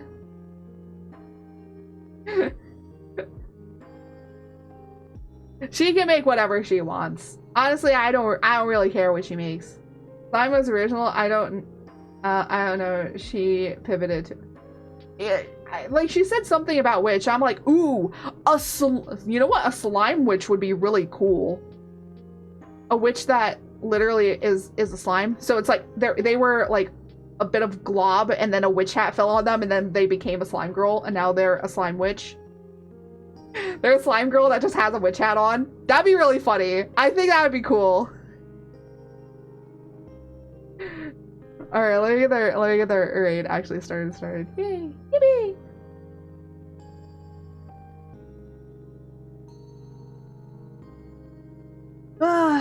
But it's been a while since we raided Gangwa. They're playing Crimson Desert. I think Crimson Desert looks like a MMO something. It's something. But yeah, we're gonna raid him, and then tomorrow is community night. So we're gonna just be chilling and vibing. So if you know you got the roles for community night, then you know you're already informed. And then on Saturday, we're gonna kind of like game. I don't know exactly what we're going to game on Saturday. I just do want to play a game. I just don't know what. We'll figure out day of. And if not, we might work on the Furby model. Okay? I gotta get that shit done. I'll be honest. I gotta just get that boy done.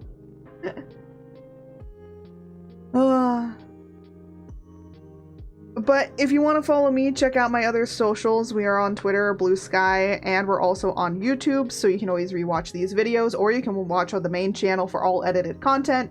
And we do have a Ko-Fi and also a Patreon, and a VGen as well for commissions. And without any further ado, as I always say, may the stars guide you.